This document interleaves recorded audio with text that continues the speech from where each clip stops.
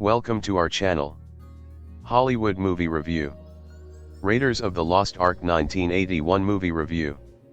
Raiders of the Lost Ark is a 1981 American action-adventure film directed by Steven Spielberg and written by Lawrence Kasdan, based on a story by George Lucas and Philip Kaufman.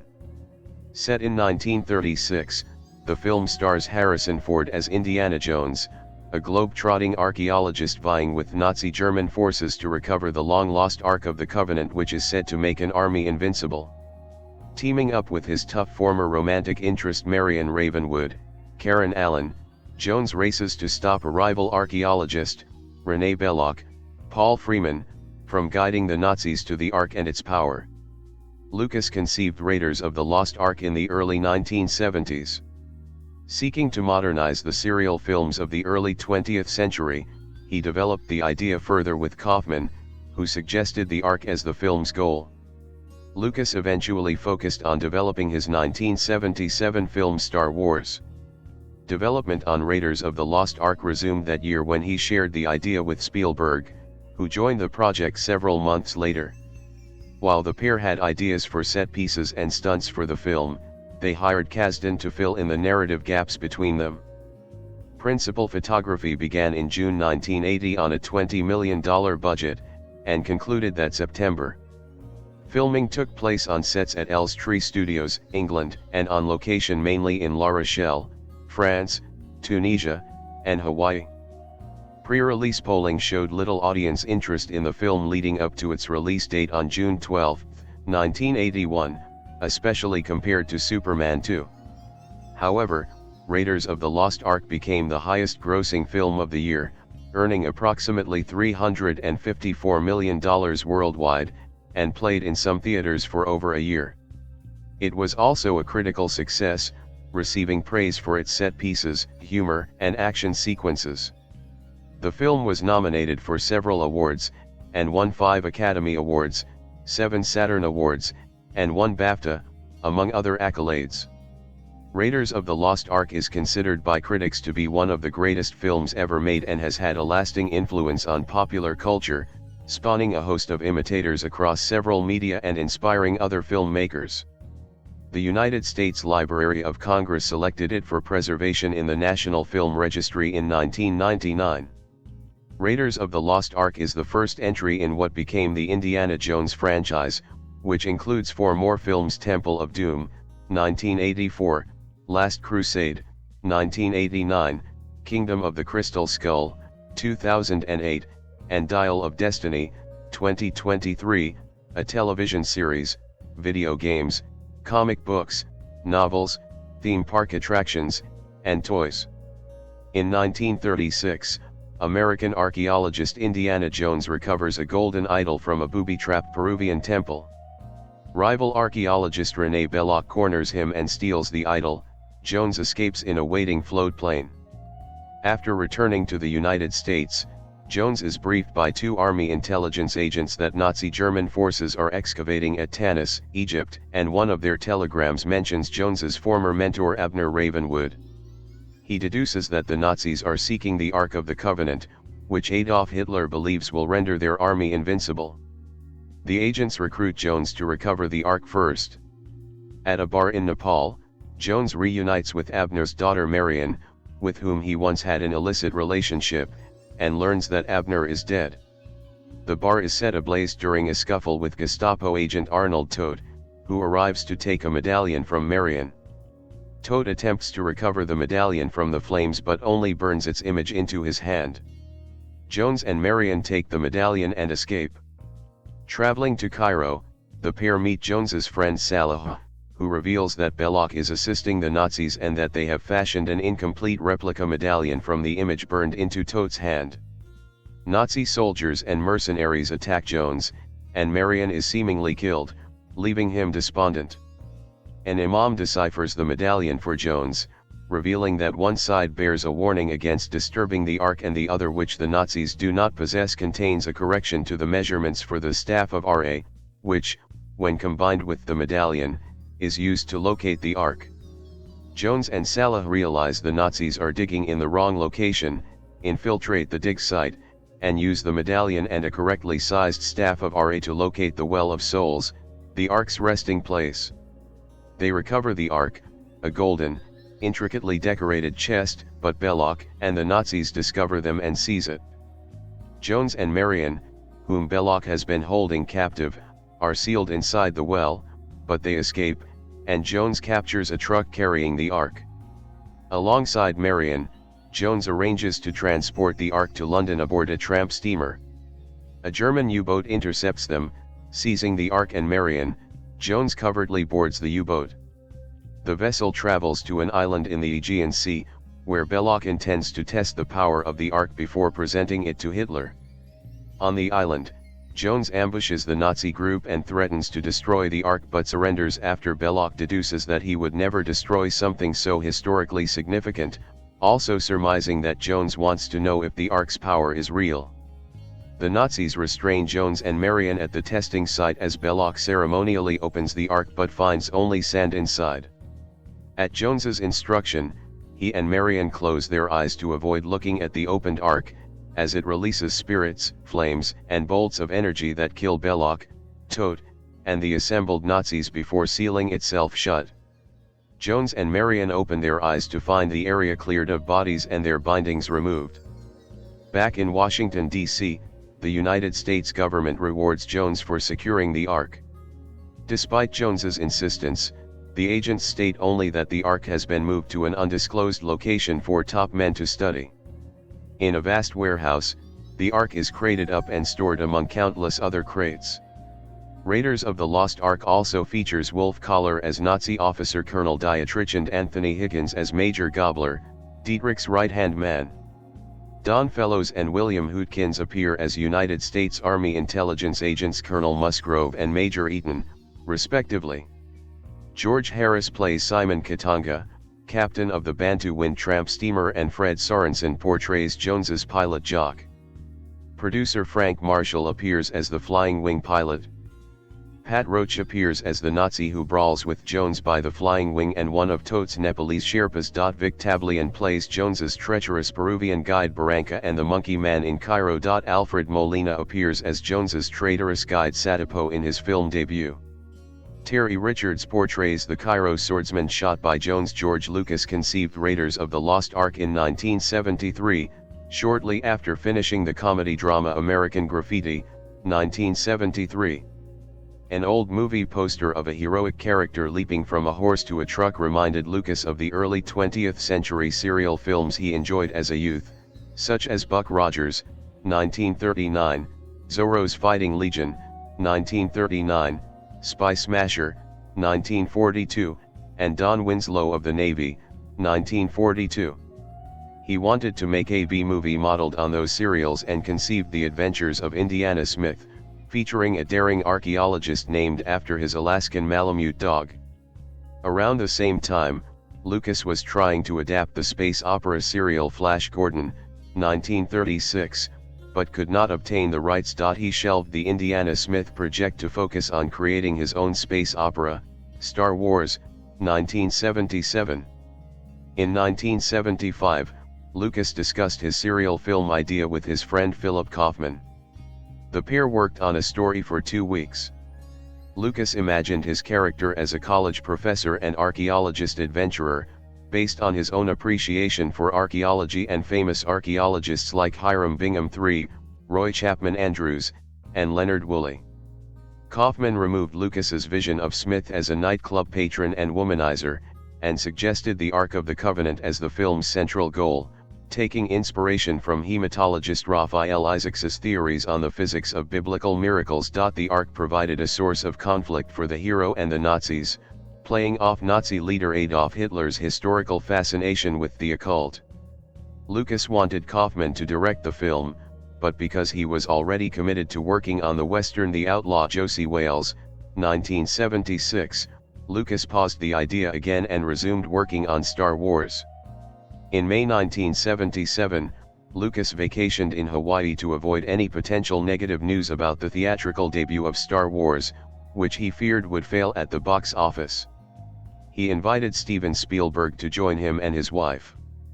On a beach near the Mauna Kea Beach Hotel, Lucas and Spielberg discussed their next projects.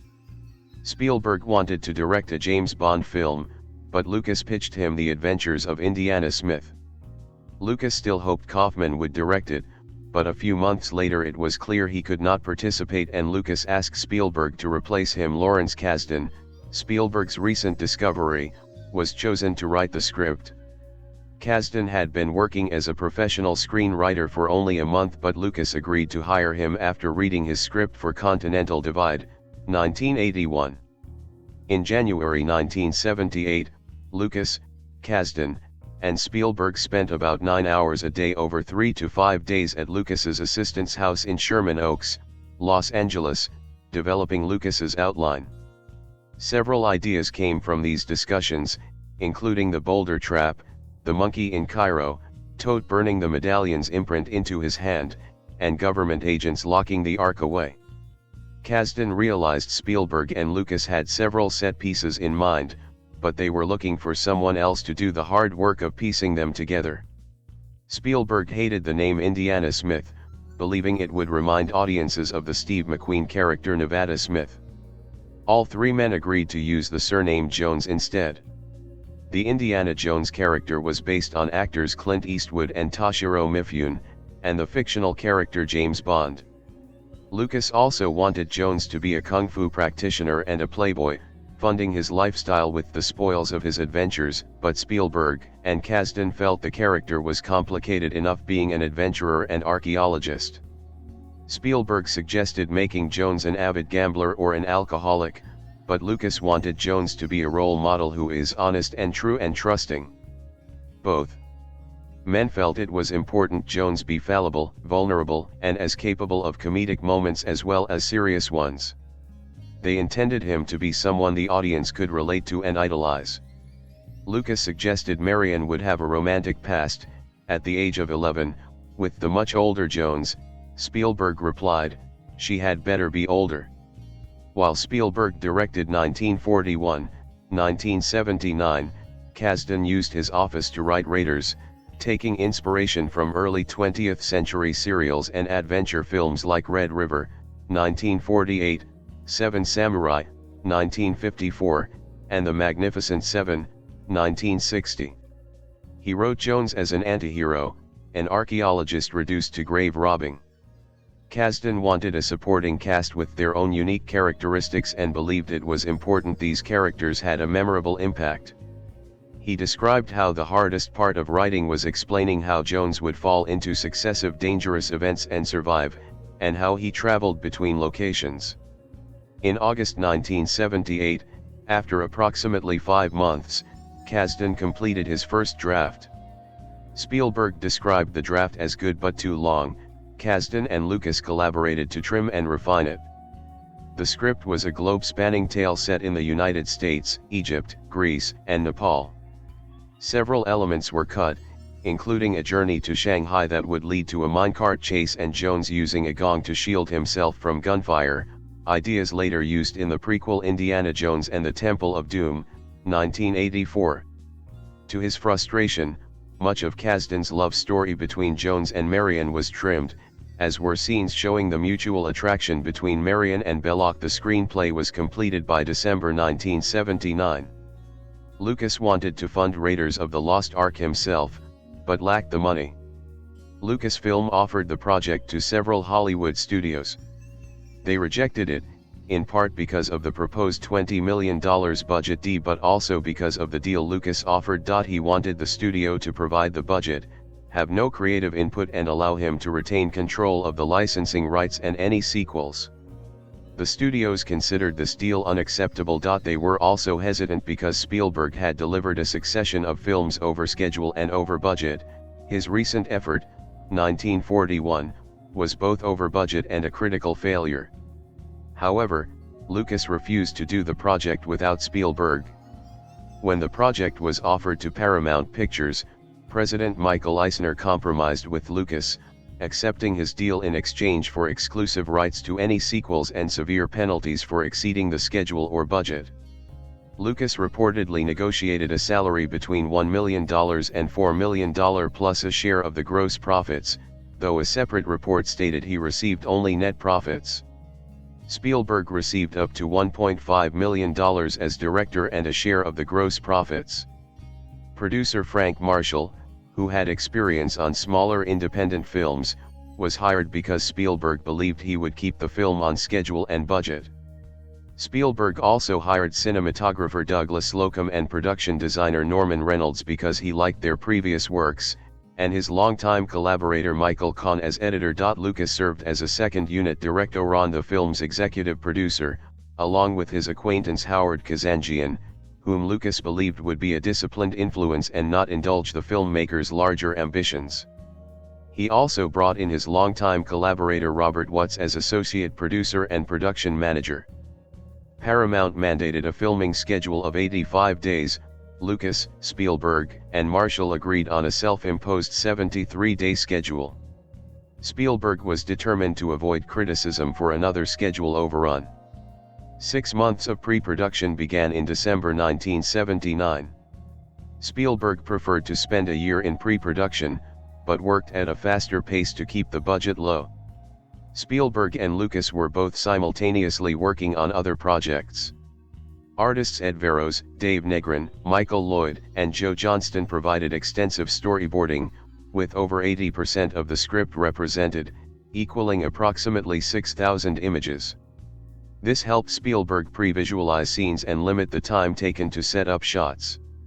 The script described the opening of the Ark only as all hell breaks loose, and the artists were tasked with envisioning what should happen. Each offered different aspects: spirits, flames, and weird light effects. Johnston was tasked with combining all three. Spielberg also had miniature sets of larger scenes built to plan layouts and lighting, including the Well of Souls, the Tanis dig site, and the Cairo marketplace. They contained 1-inch tall figurines to suggest how many extras would be required. Among changes made at this stage, Spielberg abandoned his idea for Toad to have a mechanical arm that could be replaced with a machine gun or flamethrower. Lucas said it put the film into a different genre. Lucas wanted a relatively unknown actor, willing to commit to a trilogy of films, to play Indiana Jones. Those considered for the role included Bill Murray, Nick Nolte, Steve Martin, Chevy Chase, Tim Matheson, Nick Mancuso, Peter Coyote, Jack Nicholson, Jeff Bridges, John Shea, Sam Elliott, Harry Hamlin, and David Hasselhoff. Casting director Mike Fenton favored Bridges, but Lucas's wife and frequent collaborator Marcia Lucas preferred Tom Selleck. Selleck was contractually obligated to filming the television series Magnum, P.I. if it were to be made into a full series. Lucas and Spielberg asked the show's network, CBS, to release him 10 days early from his contract. Realizing Selleck was in demand, CBS greenlit Magnum P.I., forcing him to drop out and leaving the production with no lead actor only weeks before filming. The 1980 actors' strike later put the show on hiatus for 3 months, which would have allowed Selleck to star as Jones. Spielberg said Ford was perfect for the role after seeing him in The Empire Strikes Back. Kazanjian said Ford had always been considered but not cast because he was already a well-known actor. Lucas was concerned about seeming reliant on Ford by casting him in another film after Star Wars, and he also did not think he would commit to 3 films. However, Ford thought it would be a fun project and agreed to the deal. He negotiated a 7-figure salary, a percentage of the gross profits, and the option to rewrite his dialogue. Ford undertook extensive exercise to enhance his physique and trained for several weeks under stunt coordinator Glenn Randall to use a bullwhip, becoming proficient enough to disarm the Monkey Man, Vic Tablian. His wrist had to be rehabilitated to compensate for an old injury. Ford's interpretation of the character was as an academic first and an adventurer second. For Jones's love interest Marion, Spielberg wanted someone akin to early 20th century leading female icons like Irene Dunne, Barbara Stanwyck, and Anne Sheridan, who equaled their male counterparts. Lucas wanted Deborah Winger, but she was not interested, and Spielberg wanted his girlfriend Amy Irving, but she was unavailable. They also considered Stephanie Zimbalist, Barbara Hershey, Sean Young, who screen tested with Selleck, and Wendy Malick. Spielberg was aware of Karen Allen from her performance in Animal House, 1978, portraying an independent female character, and she impressed him with her professionalism during auditions for Raiders. One of the first things Spielberg asked Allen was, "How well do you spit?" Allen developed a backstory for Marion that included her mother's death and her relationship with Jones when she was 15 to 16, but Spielberg said it belonged in a different movie. Kasdan named Marion after his grandmother-in-law, and took Ravenwood from a Los Angeles street. Belloc was intended to be a sophisticated villain to counter the beer-drinking hero. Spielberg cast Freeman after seeing him in the docudrama Death of a Princess, 1980. Freeman's piercing eyes had captivated him. Giancarlo Giannini and singer Jacques Dutronc were also considered. Danny DeVito was approached to portray Salah, described as a skinny, 5 feet 1.5 meters tall Egyptian like Gunga Din in Gunga Din, 1939. DeVito could not participate because of scheduling conflicts with his sitcom Taxi and because his agent wanted too much money. Rhys Davis was cast based on his performance in the 1980 miniseries Shogun. Spielberg asked him to play the character as a mix of his Shogun role and the character John Falstaff. Ronald Lacey was cast as Toad because he reminded Spielberg of actor Peter Lorre. Klaus Kinski was offered the role but chose to appear in the horror film Venom, 1981, because it offered more money. Principal photography began on June 23, 1980. Filming took place on location in La Rochelle in France, Tunisia in North Africa and Hawaii, and on sets at Elstree Studios, England. Elstree was chosen because it was well staffed with artists and technicians who had worked on Star Wars. On location shooting cost around $100,000 a day. In addition to crew salaries, sets cost an additional $4 million. The production could afford certain equipment only for a limited time, including a Panaglide camera stabilizer for smoother shots, and a camera crane for higher angles. To maintain the tight schedule, Spielberg said he didn't do 30 or 40 takes, usually only 4. Had I had more time and money, it would have turned out a pretentious movie. Filming began in La Rochelle, depicting the capture of the Bantu Wind by a Nazi U-boat. Watts borrowed a submarine from the war film Das Boot, 1981, on condition it not be taken into deep waters. World War II German U-boat pens in La Rochelle represented the U-boat dock. An original coal-fired tramp steamer boat could not be found for filming, so an Egyptian boat found in an Irish port was decorated appropriately and sailed to France. The production moved to Elstree Studios by June 30. Interiors included the scene featuring an imam deciphering the staff headpiece and the Peruvian temple. There were repeated delays while filming the Well of Souls scene. There were too few snakes, a lack of antivenom, and director Stanley Kubrick's daughter Vivian called the Royal Society for the Prevention of Cruelty to Animals, RSPCA, about the treatment of the snakes. The interior of Jones's school was filmed at the Royal Masonic School for Girls in Rickmansworth, in Hertfordshire. The exterior was the University of the Pacific in California. Tunisia was used to portray Egypt. Spielberg described this phase as one of his worst filming experiences. The temperature was often over 130 degrees Fahrenheit 54 degrees Celsius, and over 150 crew members became sick with amoebic dysentery from the local food. Spielberg was one of the few to remain healthy because he ate food and water he brought from England. Lucas also suffered a severe sunburn and facial swelling. The Cairo village was filmed in the city of Kairouan. A day of filming was lost there because over 300 TV antennas had to be removed from the surrounding houses. Budget constraints affected Spielberg's desire to have 2,000 extras as diggers. He had to settle for 600. Stuntman Terry Richards, who portrayed the swordsman nonchalantly dispatched by Jones, spent weeks practicing sword skills for an extended fight scene. Ford was unable to perform for long periods while suffering from dysentery, and it was decided to shorten the fight scene significantly. The Sidi Boulel Canyon near the city of Tozeur is where a rocket launcher-equipped Jones confronts the Nazis for the Ark. Lucas had used the canyon in Star Wars to portray the planet Tatooine. During the scene, A fly crawled onto Freeman's lip during his dialogue, but he continued to deliver his lines. Although it appeared to be eaten, Freeman clarified it flew away. In late September, filming moved to Hawaii for exterior shots required for the film's opening scene set in Peru. The Paramount logo dissolving into a natural mountain was an improvisation by Spielberg based on his own childhood habit of doing the same while making films. The mountain is Kalalea Mountain on the island of Kauai. 10 locations were used across Hawaii, including the Hualia National Wildlife Refuge. Originally, the opening sequence was longer and more elaborate, featuring more dialogue and Jones fighting a guide who betrayed him. This was all removed for tighter pacing. Although the cave exterior was considered a perfect location, a nearby pool was a mosquito breeding ground. All the crew got bitten despite anti-mosquito equipment. The brown donkeys used for the trek suffered lameness. As replacements could not be sourced locally, a pair of gray donkeys were dyed brown with colored hairspray and flown by helicopter to the Napali Coast State Park to finish the scene. The loosely detailed script led to much improvisation, where the script described 3 people talking in a room. In the film it took place in a quarry alongside 500 extras.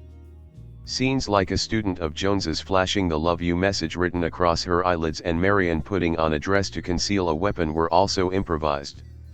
Allen believed the latter scene focused on her character seducing Belloc, undermining her loyalty and love for Jones. She and Freeman collaborated to develop the idea of Marion getting Belloc drunk instead. Allen, Lacey, Freeman, and Rhys Davis often spent time together between filming to talk and discuss their characters. Allen described Ford as a private person who would not discuss his character in detail, and it took her a while to adapt to his working style. Filming concluded in September 1980, after 73 days. Lucas described it as the film he had the fewest problems with because of the lack of studio interference. Post-production lasted about 2 months and focused mainly on special effects and pickup shots. Spielberg's first cut was close to 3 hours long before he and Kahn re-edited it to just under 2 hours. Lucas was happy with this edit, but later asked if he could shorten the ending. He and Kahn collaborated on the edit. Spielberg said he was happy with their changes. The final cut of the film runs for 115 minutes. Marcia Lucas opined there was no emotional closure for Jones and Marion because she was absent following the closure of the Ark. Marcia is not credited in the film, but her suggestion led Spielberg to shoot a final exterior sequence on the steps of San Francisco City Hall showing Jones and Marion together. Other changes included the addition of a scene where the Ark makes a humming noise in the Bantu wind hold and the removal of a scene showing Jones holding onto the U-boat periscope to follow the Nazis. Spielberg thought it looked poor and hoped the audiences would not care how Jones accomplished the feat. Lucas removed a scene of a man fainting at the sight of Jones and Marion emerging from the Well of Souls because he thought the joke did not fit with the tone of the film. Shots of the Douglas DC-3 Jones and Marion used to fly out of Nepal were repurposed from the adventure film Lost Horizon, 1973, and an establishing shot of the streets of Washington, D.C. was taken from the Hindenburg, 1975. Spielberg justified the use of stock footage as cost-effective, and reasoned that only sharp-eyed viewers would notice. Special effects supervisor Richard Edlund claimed that the street scene was done with miniatures. John Williams composed the score for Raiders of the Lost Ark. He said the music did not have to be serious for the film and was instead theatrical and excessive. Williams spent a few weeks working on the Indiana Jones theme, more commonly known as the Raiders March, that plays during the main character's heroic scenes. 2 separate pieces were played for Spielberg, who wanted to use both. These pieces became the main theme and musical bridge of the Raiders March. For the romantic theme, Williams took inspiration from older films like the drama Now, Voyager, 1942, to create something more emotionally monumental that he felt would contrast well with the film's humor and lighter moments. Williams used dark orchestral pieces to represent the actions of the Nazis, using the 7th degree on the scale of the bottom. He said this signified a militaristic evil. To create something suitably biblical for the Ark of the Covenant, he used a mix of chorus and orchestra. The Peruvian temple interiors used in the film were life-sized sets. The giant boulder made of fiberglass, plaster, and wood was designed to be 65 feet 20 meters wide, but this was reduced to 22 feet 6.7 meters, with the resulting prop weighing 300 pounds 140 kilograms. Spielberg liked the effect and had its ramp extended to give it more screen time. The boulder was controlled by a steel rod concealed in the wall by rubber rock outcroppings. Ford performed the stunt 10 times for the different camera angles. Spielberg said he was an idiot for letting Ford do it, but it would not have looked as good with a stuntman concealing his face. Ford performed as many of his stunts as was allowed throughout Raiders, suffering various injuries. The tarantulas on Molina's body would not move because they were male and non-aggressive. A female spider was put on his chest to encourage movement. Abandoned ideas for the temple included a crushing wall trap and a pit concealed by spider webs. The golden idol also had mechanically operated eyes that could follow Jones. For the last part of the scene where Jones flees by plane, the first take ended in near disaster when the plane crashed from a height of 20 feet 6.1 meters because Ford's dangling leg was blocking the aircraft's right flap. Filming of the Well of Souls scene was delayed initially by a lack of snakes. There were 500 to 600 snakes to use for close shots and some mechanical snakes for wider shots, but Spielberg wanted more. A request was made to snake handlers from around London and Europe who produced between 6,000 and 10,000 snakes in a few days. Afterward, they struggled to obtain antivenom, with local supplies having expired. It had to be imported from India. Many of the snakes were harmless grass snakes or non-venomous pythons, but the cobras were positioned behind plexiglass to protect the cast and crew. Also present among the snakes were legless lizards. The stage doors were kept open during filming for quick access to a waiting ambulance. Spielberg recounted that Alan was so scared she could not scream on cue.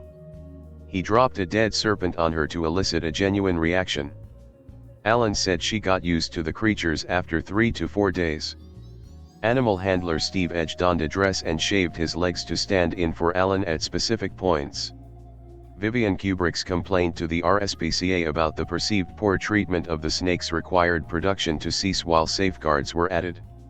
Reynolds and production artist Ron Cobb created the BV-38 flying wing based on the Horton Ho 229, the Northrop N1M and the Vought V173. Constructed by the British engineering firm Vickers, it was dismantled and shipped to Tunisia. It was not designed to be flight-worthy, only to serve as a source of danger from its propellers. The plane was abandoned in Tunisia and slowly dismantled over the following decade by souvenir hunters before being demolished. The fight between Jones and the German underneath the plane was mainly improvised. Spielberg had to restrain himself from making it too long as each new idea led to another. During the fight, the moving vehicle rolled over Ford's foot and towards his knee before it was stopped. It took 40 crew members to move it off of him. He avoided injury through a combination of the extreme Tunisian heat making the tire soft and the ground being covered in sand. Dysentery had left the production with a lack of stuntmen, and Spielberg had Marshall stand in as the flying wing pilot. The 3-day shoot was one of Spielberg's more difficult scenes to film, and he was reported saying he wanted to go home. Second unit director Michael D. Moore filmed most of the truck chase. Spielberg had not used a second director before but agreed to it as the scene would take a long time to film being set in multiple locations. Moore completed wider shots where stuntmen stood in for Ford. He closely followed Spielberg's storyboarding but innovated a few shots Spielberg considered improvements. Stuntman Glenn Randall suggested the scene of Jones traversing the underside of the truck. Ford sat in a concealed bicycle seat attached to the truck underside when clinging to its front. One of the convoy cars going over a cliff was a combination of matte painting background and stop-motion animation of miniature figures falling out of the car. Lucas's Industrial Light and Magic, ILM, handled the film's special effects, under the supervision of Richard Ed Lund. The team worked on both Raiders of the Lost Ark and the dark fantasy Dragonslayer, 1981. Lucas felt special effects were a financially economical method of delivering a good film. As long as they were emotionally involved in the story, he said audiences would buy into even a poor special effect. Spielberg liked practical effects because he could regularly check the raw footage during filming, rather than waiting months for the completed composite effects. Freeman said he had no idea what was happening when he opened the Ark. He was told to imagine something coming towards him and to scream. Special effects artist Steve Gawley created the Ark's spirits by suspending small robed puppets in a clouded water tank in front of a blue screen. They were shaken to create a natural movement that was composite into the live footage. A Lucasfilm receptionist, dressed in a long white robe, was suspended in the air in front of a blue screen for the close-up of the ghost. She was filmed moving away from the camera and the footage was reversed to create an inhuman movement. Her visage was composite with a skeletal model for the monstrous transformation. Freeman, Lacey, and Collar's death scenes were created using different models. A mold was made of Collar's face. It was lined with bladders filled with air. Controlled by up to 10 people, the air was removed to make the head shrivel. Special effects artist Chris Wallace sculpted Lacey's melting face using different colored layers of gelatin placed over a carved, heat-resistant stone skull. Propane heaters were used to melt the gelatin and filmed using a slower than normal camera so the effect appears to take place rapidly when played at normal speed. Belloc's head mold contained a thin plaster skull filled with blood bags and detritus. It was blown up using explosives, shotguns, and an air cannon. It took 3 attempts to get the desired effect. Belloc's death was considered so extreme the Motion Picture Association of America initially classified the film with an R rating, restricting it to those over the age of 17 without an adult. Flames were superimposed over the scene to conceal the effect. Kasdan scripted detailed montages during the transition between locations, but Spielberg saved money by showing a map and an animated line traveling between destinations.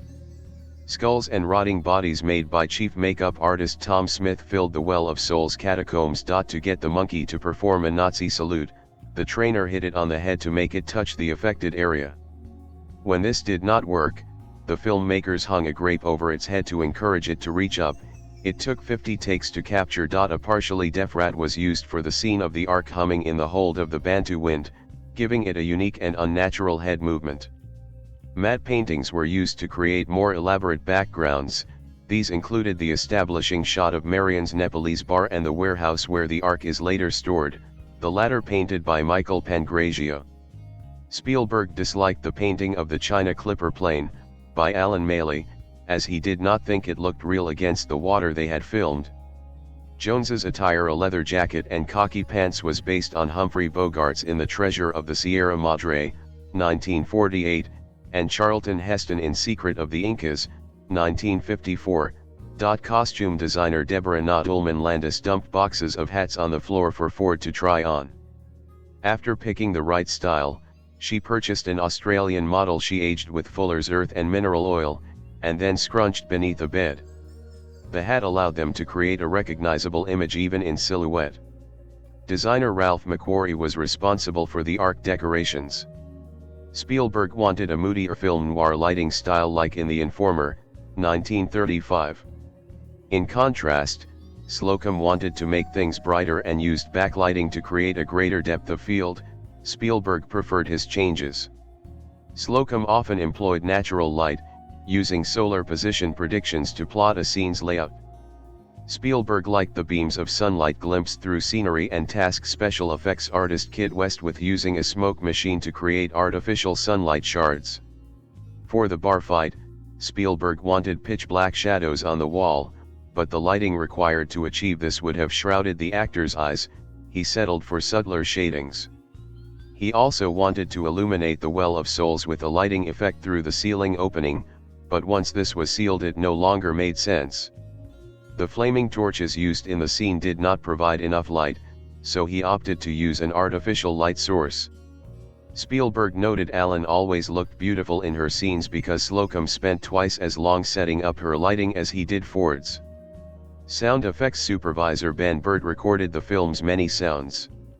The snake slithering is a mix of Bert running his hands through cheese casserole and wet sponges being dragged across grip tape. The rolling boulder is a Honda Civic driving down a gravel hill, and the arc lid opening is the sound of a toilet cistern being opened. The Ark spirits are the cries of sea lions and dolphins filtered through a vocoder. Jones's revolver is the sound of a Winchester rifle firing, while his whip crack was made by recording Ford using the whip. By the summer of 1981, June, September, the film industry had been in decline for over a year. This was the result of few box office successes, rising film production costs, diminishing audiences, and increasing ticket prices. The season was predicted to be down 10% or $250 million against the previous year. Over 60 films were scheduled for release, more than the previous year, by studios eager to make the next blockbuster film. This increased competition to attract audiences, mainly those aged 12 to 24, at the most profitable time of the year. The superhero film Superman 2 was expected to dominate the season, and based on industry experts and audience polling, films including History of the World, Part I, the latest James Bond film For Your Eyes Only, and The Great Muppet Caper, were also expected to perform well. Conversely, audience polling by CinemaScore showed little awareness or anticipation for Raiders until nationwide previews a week before its release. The New York Times reported Paramount had provided theater owners with a more beneficial deal than usual to ensure Raiders was screened in the best theaters and locations. Featuring 2 camels, an elephant, and a python, the press event for the film cost $10,000. Film prints were supplied to theaters in lead-sealed containers to prevent tampering, alongside a letter to theater managers stating they were responsible for any misuse of the film. This letter inspired a whistleblower at one theater to alert Paramount of the planned theft of a Raiders print to make pirated copies. The 1,200 film prints cost an estimated $1.7 million. The theatrical release poster was created by Richard Amsel.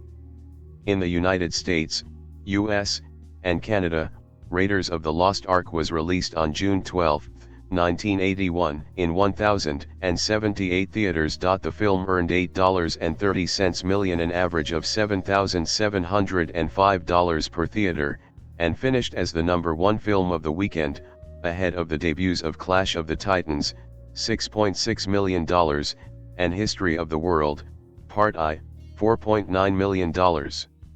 Audiences polled by CinemaScore during its opening weekend gave the film an average grade of A+ on an A+ to F scale. The film fell to the number 3 position in its second weekend with an additional gross of $8 million, a decline of only 4% behind the debuts of The Cannonball Run, $11.8 million, and Superman 2, $14.1 million. By its fourth week, Raiders began climbing box office charts, reaching the number 2 position with a gross of $7.3 million, behind Superman 2, $10.9 million. In its sixth week, it regained the number 1 position with $6.40 million. The film spent most of the following 9 weeks as the number 1 film, and 40 weeks straight as one of the top 10 highest-grossing films. It was declared the top box office film of the summer by early September, with a total approximate gross of $125 million. Of this figure, $72 million was estimated to have been returned to the studio. The profit-sharing deal with Spielberg and Lucas meant that after marketing costs, Paramount had earned $23 million in profit.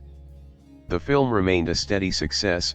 6 months after its release, industry executives joked Raiders would be the year's big Christmas film.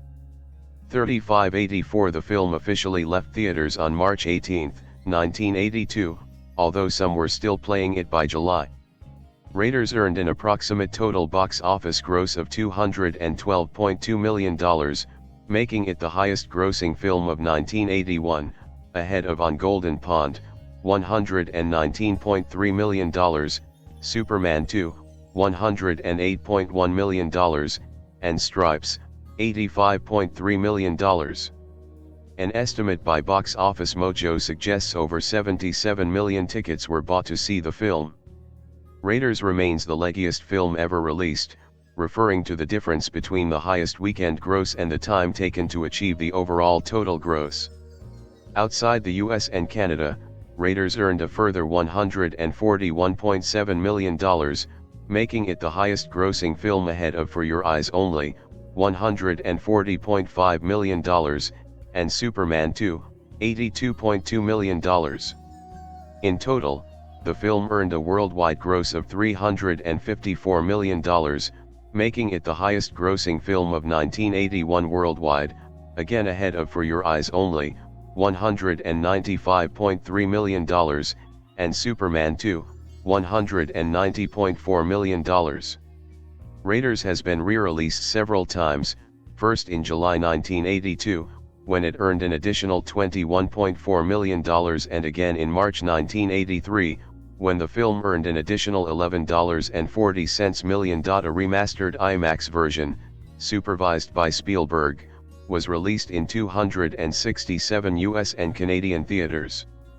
The success of the release led to the run being extended to 300 additional theaters. These releases have raised the film's worldwide theatrical gross to an estimated $389.9 million. The record $1.95 billion summer box office of 1981 represented a 15.6% increase over 1980, with a 22.5% increase in ticket sales.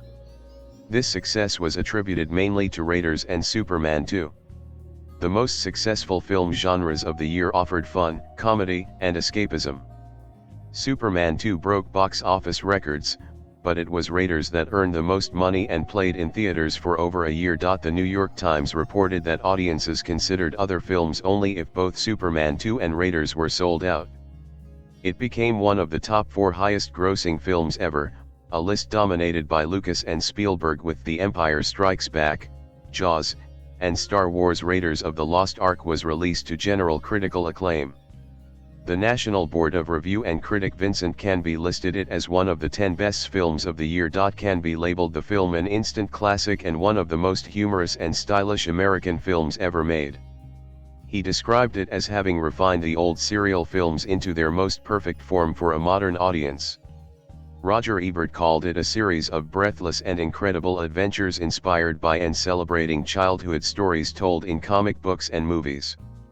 He concluded the film was successful in its singular goal of entertaining, creating an adventure epic in the vein of Star Wars, the James Bond films, and Superman.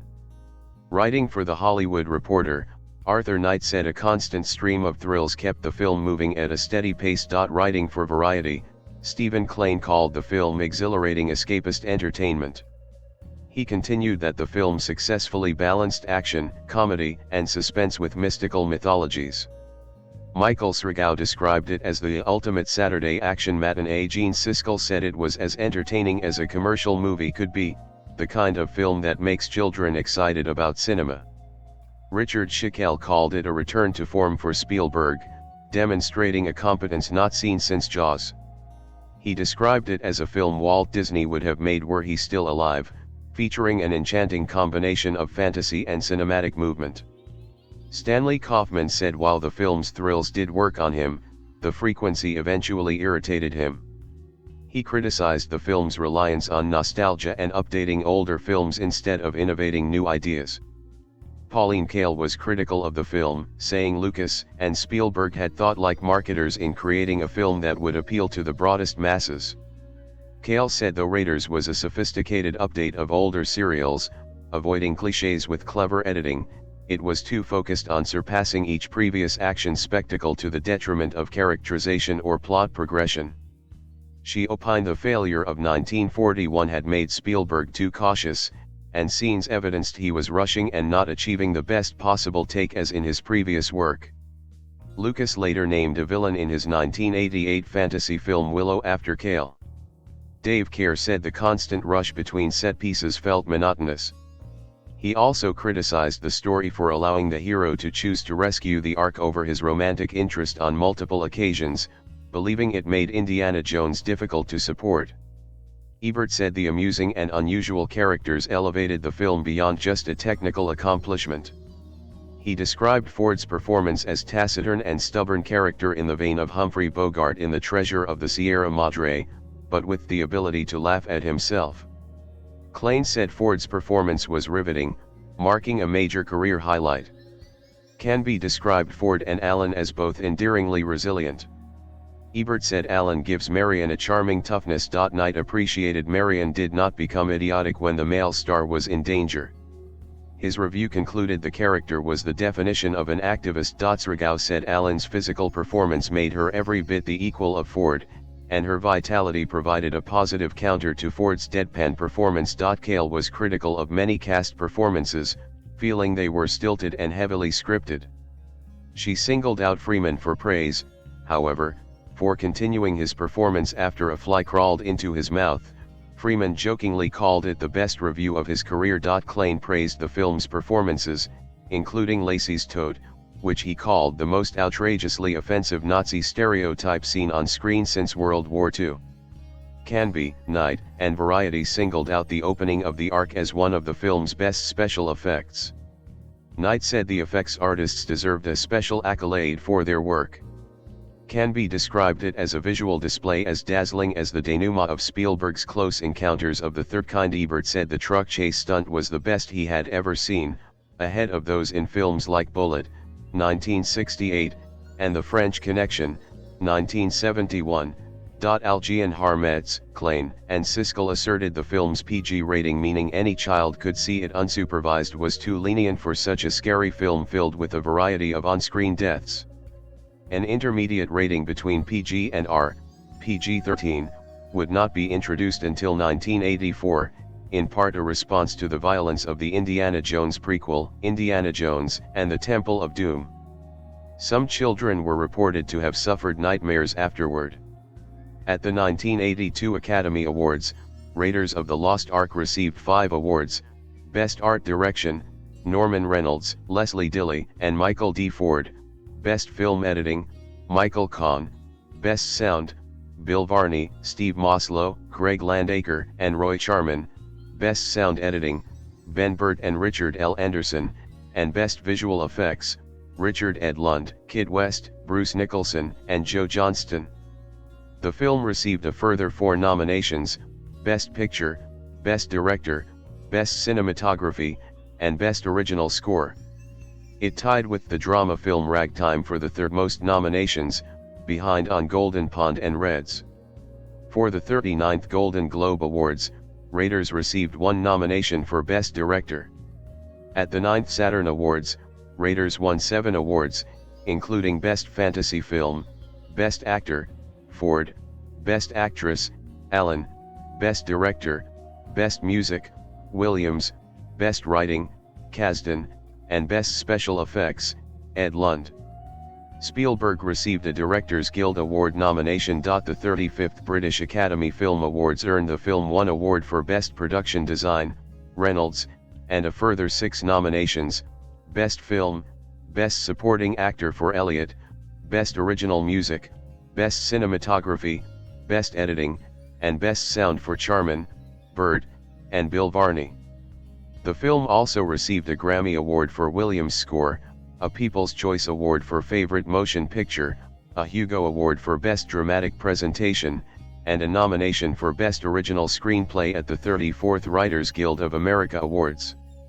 In the early 1980s, the videocassette recorder, VCR, home video market was rapidly gaining popularity.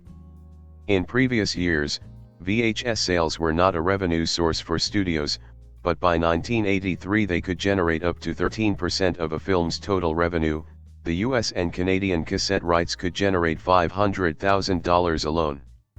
In November 1983, Paramount released a record 500,000 home video copies of Raiders, priced at $39.95.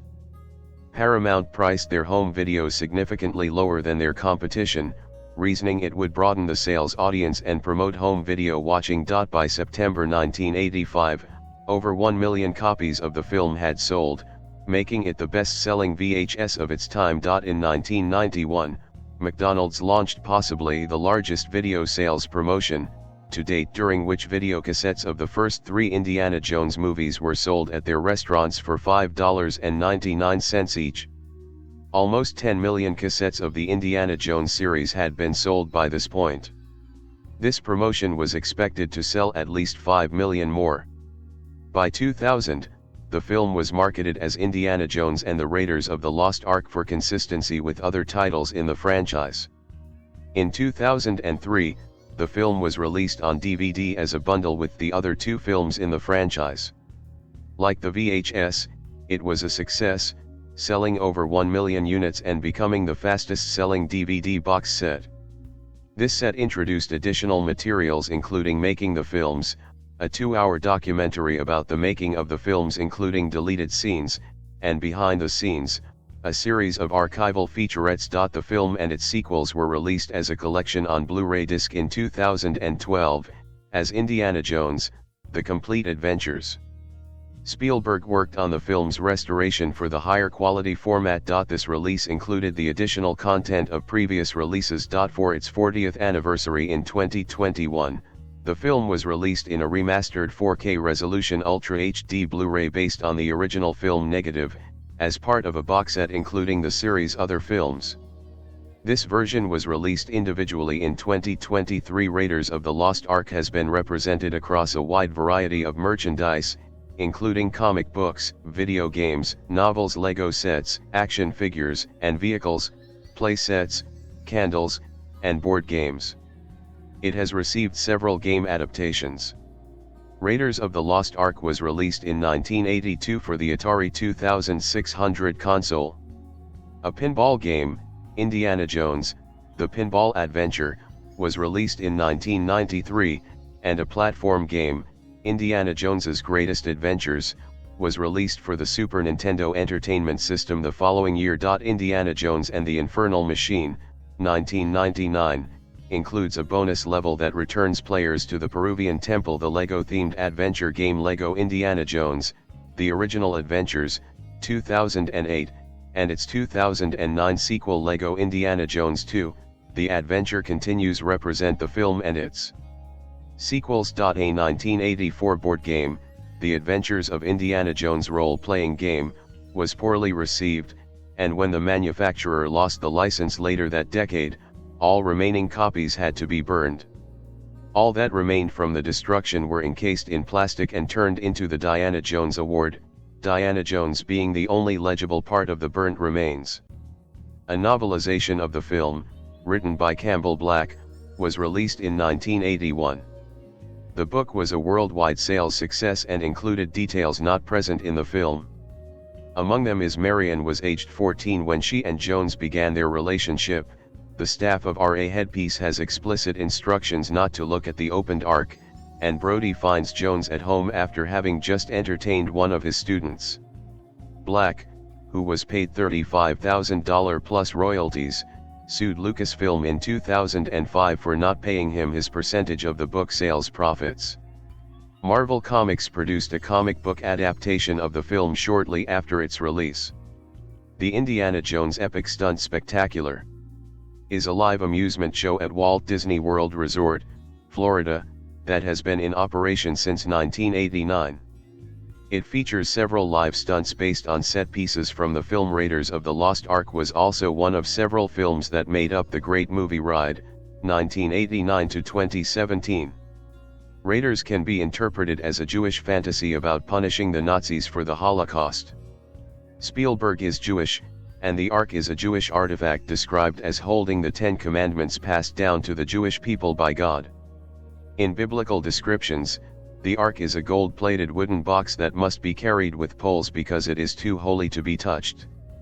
Although the Nazi regime persecuted the Jewish people, in the film, they needed to use a Jewish artifact to subjugate the world. However, the artifact was too pure and holy for them to touch and actively rejected them by destroying their symbol emblazoned on the Ark's transportation crate while leaving the crate itself unharmed. Eventually, it also destroys the Nazi forces that open it. The Nazis are stopped by the literal intervention of godly power that leaves the perceived protagonists unharmed. In another scene, Jones falls underneath a moving truck when its hood ornament, a Mercedes logo, snaps, mocking Mercedes' involvement in aiding the Nazis. Elizabeth Hirschman identified elements of the metaphysical, believing the standard heroic quest was offset by the religious importance of the Ark, an item of Judeo-Christian belief. The image of God is one that is inherently on the side of the good, and the destruction of the Nazi villains draws parallels to Yahweh visiting plagues on Egypt for enslaving the Israelites. Raiders of the Lost Ark is a pastiche of cinematic history, inspired by and referring to many films. Spielberg stated explicitly the film is about movies and designed as a tribute to filmmaking. Alongside directly referred inspirations like early 20th century serials, the film contains references to Citizen Kane, 1941, the film noir Kiss Me Deadly, 1955, the samurai film Yojimbo, 1961, and the epic Lawrence of Arabia, 1962, among others. Citizen Kane is referred to directly in Raiders' last scene where the Ark is secured in a vast warehouse, a fate similar to that of the beloved childhood sled belonging to Citizen Kane's principal character. Raiders also refers to several of Lucas's own films. The translation of the German U-boat announcement is 1138, a reference to science fiction film THX 1138, 1971, and numerous nods to Star Wars, including the characters of R2-D2 and C-3PO appearing as hieroglyphs inside the Well of Souls. Richard Crinkly recounted audience members of King David, 1985, associated its use of the Ark explicitly with Raiders instead of its biblical origins. He deemed this an example of cinemate visual literacy, an increasing number of people educated by visual media rather than text. One of the film's themes, shared with Superman 2, released the same year in the United States, has been interpreted as American security being put at risk. These films are emblematic of their time and the contemporary fears of American citizens. The Nazi characters are based on a former threat to America, and like Superman 2, Raiders requires the intervention of a superhuman character to prevent destruction at the hands of enemy forces, a character audiences can admire, but never possibly emulate. Janet Maslin argues that the fantasy of these films and the larger-than-life characters are designed to satisfy audiences who do not want to reflect on the world around them. Jones is striving to recover the Ark both to stop the Nazis but also for personal glory, but the film never dwells on the regular people around the world who would be affected by an invincible Nazi army. Raiders offers a counter to the American national embarrassments of the controversial Vietnam War, 1955 to 1975, the Watergate scandal, 1972, a recession, and the growing influence of foreign nations. The period setting of the film also presents audiences with a time tinged in romantic nostalgia and filled with the possibility for adventure. Robin Wood wrote that Raiders, Superman, and Star Wars provide a familiar, comforting content using the nostalgic memories of the older serial films of which they are derivative, presenting an idealized vision of older traditional values. Wood opined the purpose of this was to subdue contemporary radical social movements eager for change. Jennifer Barker suggested that Raiders offers audiences what they want, and does not challenge their values or beliefs as anything but correct. The macho male action hero archetype of the era, conveyed by Jones, can also be seen as reinforcing traditional masculinity in the face of growing feminism. Describing the typical interpretation of this archetype, Latham Hunter said films such as Raiders, Lethal Weapon, 1987, and Die Hard, 1988, evolve the everyman character into someone who can overcome impossible odds and promote American might. Jones is an American hero who steps in reluctantly to save the world by overcoming almost exclusively foreign enemies. Barker argues that Jones is an individualist placed in opposition to a fascist or totalitarian regime, making Raiders a conservative serial fantasy film. Hunter believed this focus on masculinity was short-sighted, and these films succeeded because they offered escapism from reality, and presented an outclassed hero who reflected the audience's own feelings of powerlessness. Jones has been criticized as a poor portrayal of an archaeologist and that his actions amount to theft. Archaeologist Winifred Creamer described Jones as the worst thing to happen to archaeology, as he walks a fine line between what's an archaeologist and what's a professional looter. Kevin McGee wrote that the archetypal film archaeologist in older films was never the hero, but often a subject to be saved or conquered by the actual hero. Jones is imbued with the self-reliance and physical competence of the traditional hero, but with an intelligence that is recognized and celebrated, setting him apart from older heroes. Even so, Jones is hunting the Ark, in part, for personal glory attached to its recovery. When given the opportunity to destroy it to prevent its misuse, Belloc calls his bluff and Jones backs down. Belloc suggests he is a skewed reflection of Jones, and only a small change would turn Jones into Belloc. In her argument that the film is about colonialism, Tatiana Prorokova identified Jones and the Nazis as all Caucasian males invading foreign lands, belonging to people of color, to steal a local treasure for their own personal benefit. In dismissing the supernatural aspects of the Ark, Jones also dismisses its cultural significance, rendering it a prize to be collected for his sake. As the hero, Jones represents the United States' unfettered right to protect the Ark from others. Jones' famous quote of "It belongs in a museum" could be seen as troubling from a decolonization perspective as he attempts to steal the golden idol of the Jovetos and steals the Ark from the proper authorities. Although according to Lucas the character of Indiana is named after his childhood dog, Prorokova insists that the hero is named for the U.S. state of Indiana, a state named after wars against Native Americans by colonizers. Raiders is set at a time when much of the world lived under colonial rule, and the film presents the non-white characters either as subjugated by the Nazis and reliant on a white American for aid or as collaborating with the Nazis. Raiders of the Lost Ark has had a lasting effect on popular culture. It is considered a touchstone of modern cinema, creating a film framework still emulated by other films.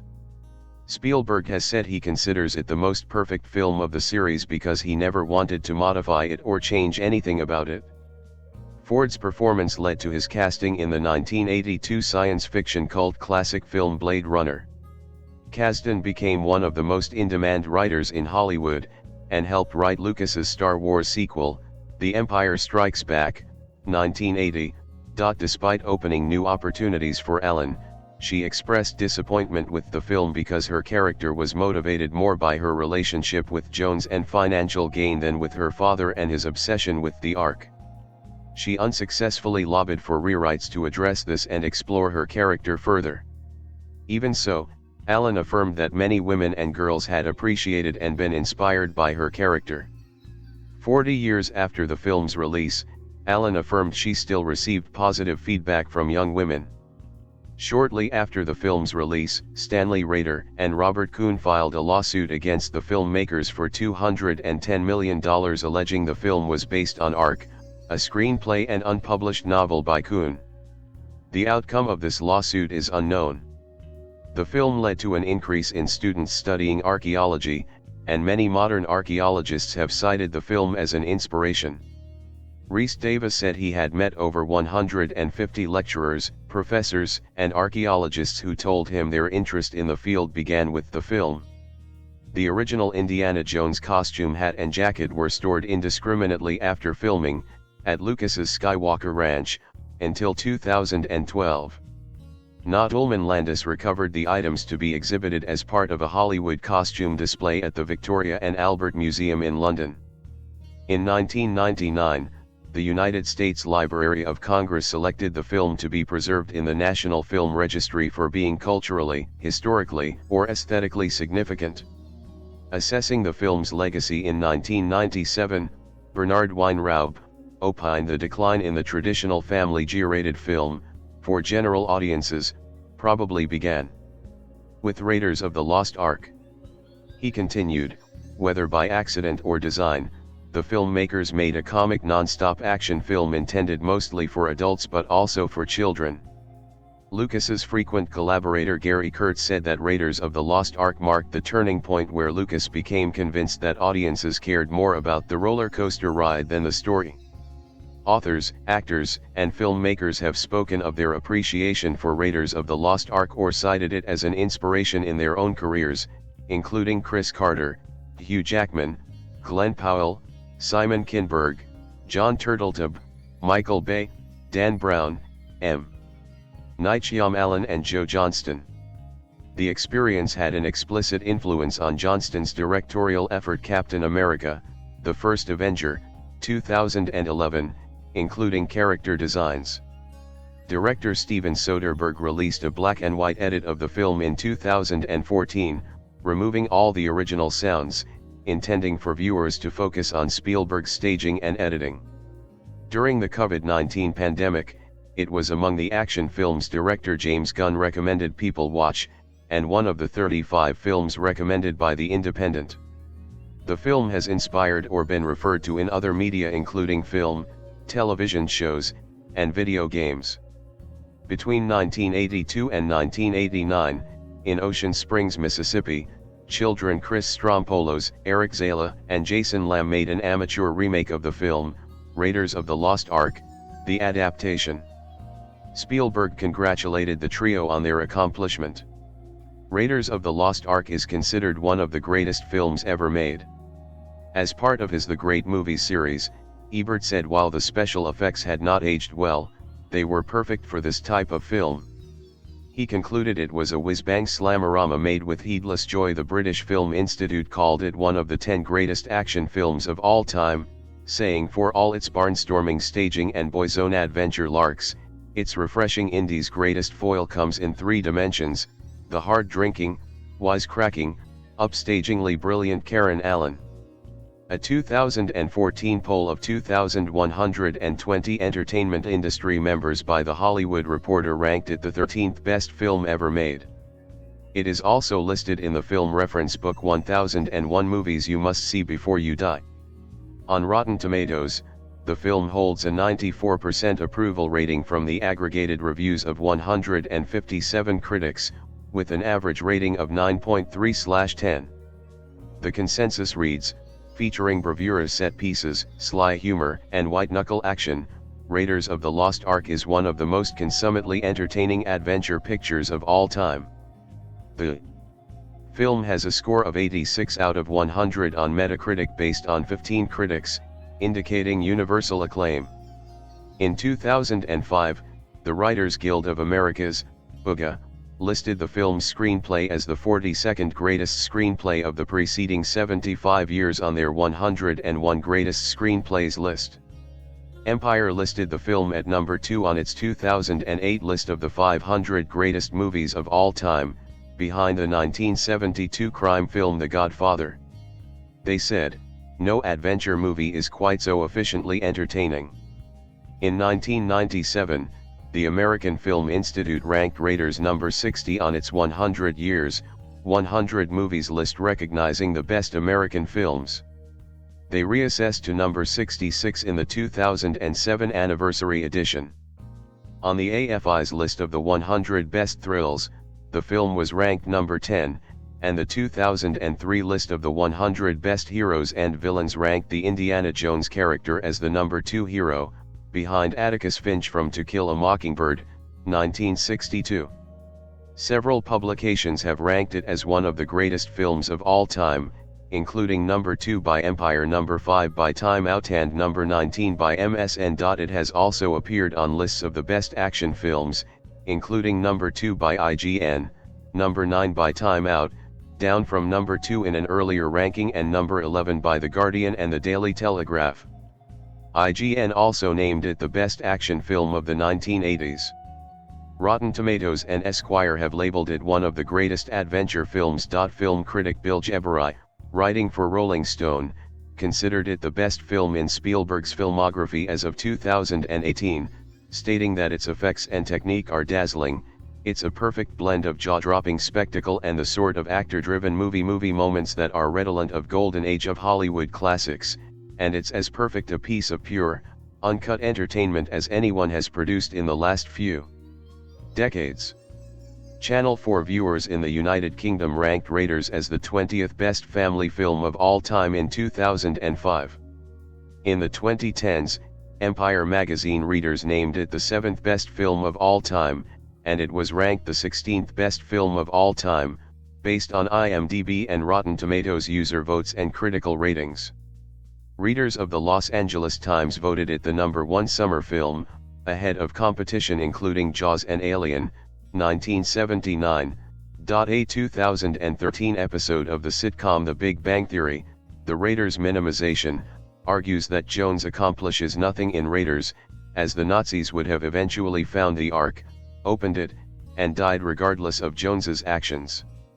An essay by Esquire's Matt Pomeroy agreed, with the caveat that Marion would have almost certainly died at Toad's hands, and the Ark would have been flown to Germany on the flying wing and opened for Hitler, likely killing him.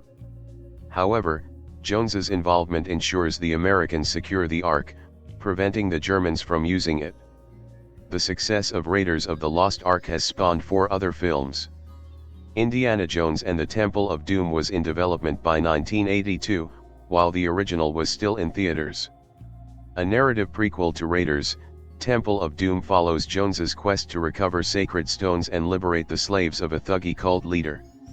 The film became one of the highest-grossing films of 1984 and broke box office records, but fared less well with critics who accused it of racism, sexism, and containing content inappropriate for child audiences.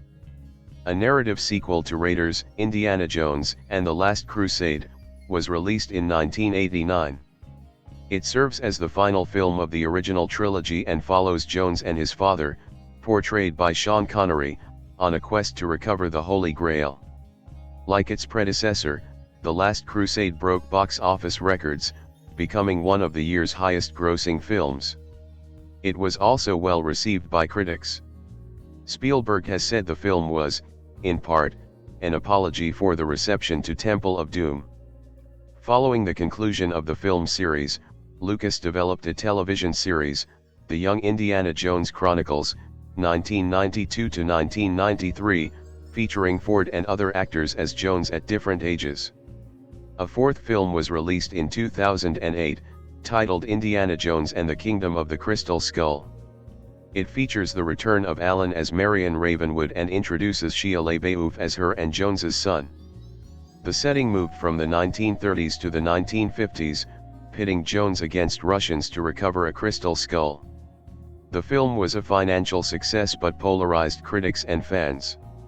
As with Temple of Doom, Lucas and Spielberg have defended the film and apologized for its reception. A 5th film, Indiana Jones and the Dial of Destiny, was released in June 2023.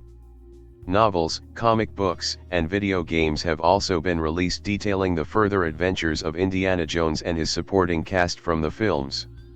Often set before and after the events of the films, these globe-spanning tales depict Jones's first marriage, and his adventures to discover the Spear of Destiny, Merlin, an infernal machine in the Tower of Babel, the Covenant of Buddha, the Staff of Moses 236, the Philosopher's Stone, dinosaurs, a unicorn horn, the Oracle of Delphi, the secrets of the Sphinx, Noah's Ark, and the fate of Atlantis.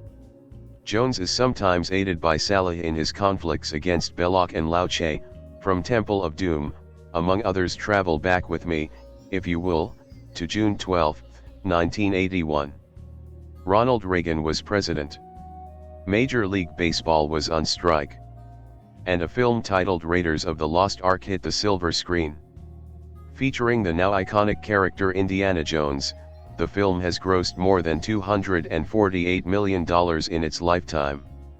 It was followed by Indiana Jones and the Temple of Doom in 1984, Indiana Jones and the Last Crusade in 1989, and Indiana Jones and the Kingdom of the Crystal Skull in 2008, bringing the franchise total to just shy of $1 billion.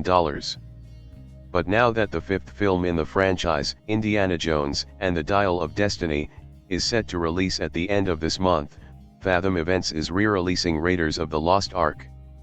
And for 2 nights only, June 4th and June 7th, audiences can head to theaters to see the flick on the big screen once again. Raiders is set in 1936.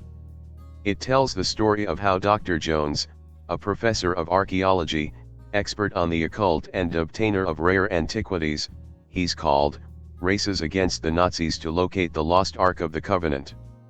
Yes, Indy tells us, that Ark of the Covenant. The one built to house the stone tablets inscribed with the 10 Commandments. The one from the Bible. Though World War II hasn't officially commenced, Hitler and the Nazis want to use the rumored power of the Ark to solidify their reign in Germany, and the rest of the world. Indy says he doesn't believe in magic or religious superstition. He's in it for the history, adventure, and professional competition, since the Nazis have hired Indy's rival, a ruthless French archaeologist and fellow treasure hunter named Belloc, to help them find the artifact. It doesn't hurt that there's a nice cash payout, 2. Indy teams up with his friend Salah, a laborer working undercover at Belloq's dig site, and his old flame, Marion, whose father spent his life searching for the Ark.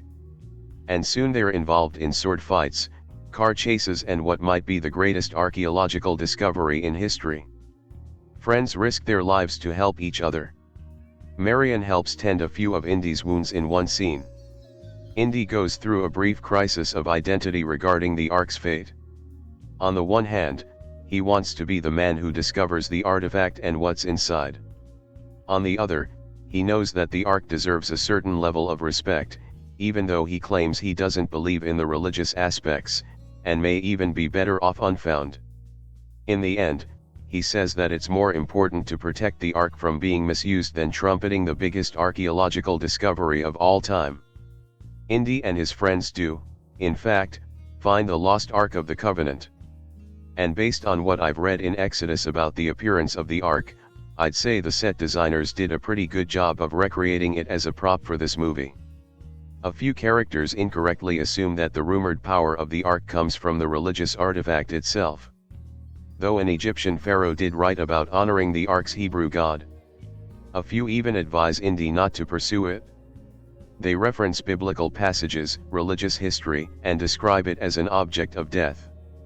The subsequent events of the film certainly lend credence to those claims. A storm brews over the location of the Ark, a rat is influenced by an unseen power coming from it, a Nazi swastika is burned off the wooden box into which the Ark is placed into for transport. Belloq believes the Ark will act as a radio of sorts to God.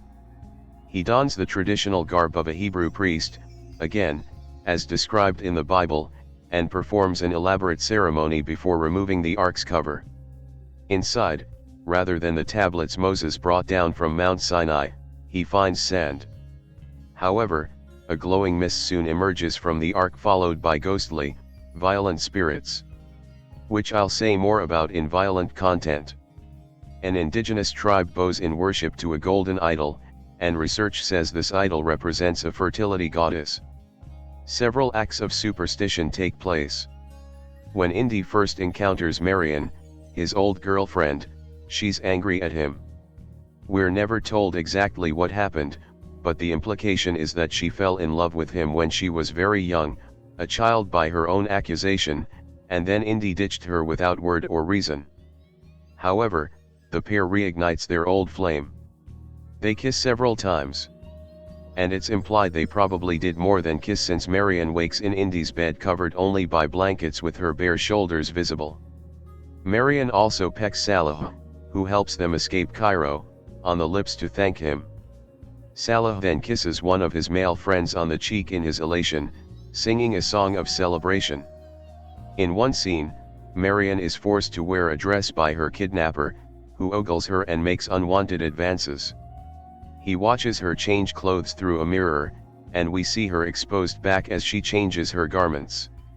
Later, Marion is provided another revealing dress from a different man. She notes that the dress has probably been worn by other women traveling with him. Several men treat Marion as an object for possession rather than a person. One man states a plan to sell her, though that threat turns out to be a ploy to protect her from Nazis. Indy is chased through a jungle by several indigenous men wearing only loincloths, and we see a few of their mostly bare rears during the chase. We briefly see up a woman's skirt when she falls, nothing critical is seen. Indy is seen shirtless in a few scenes. Several young women in Indy's archaeology class stare at him dreamily.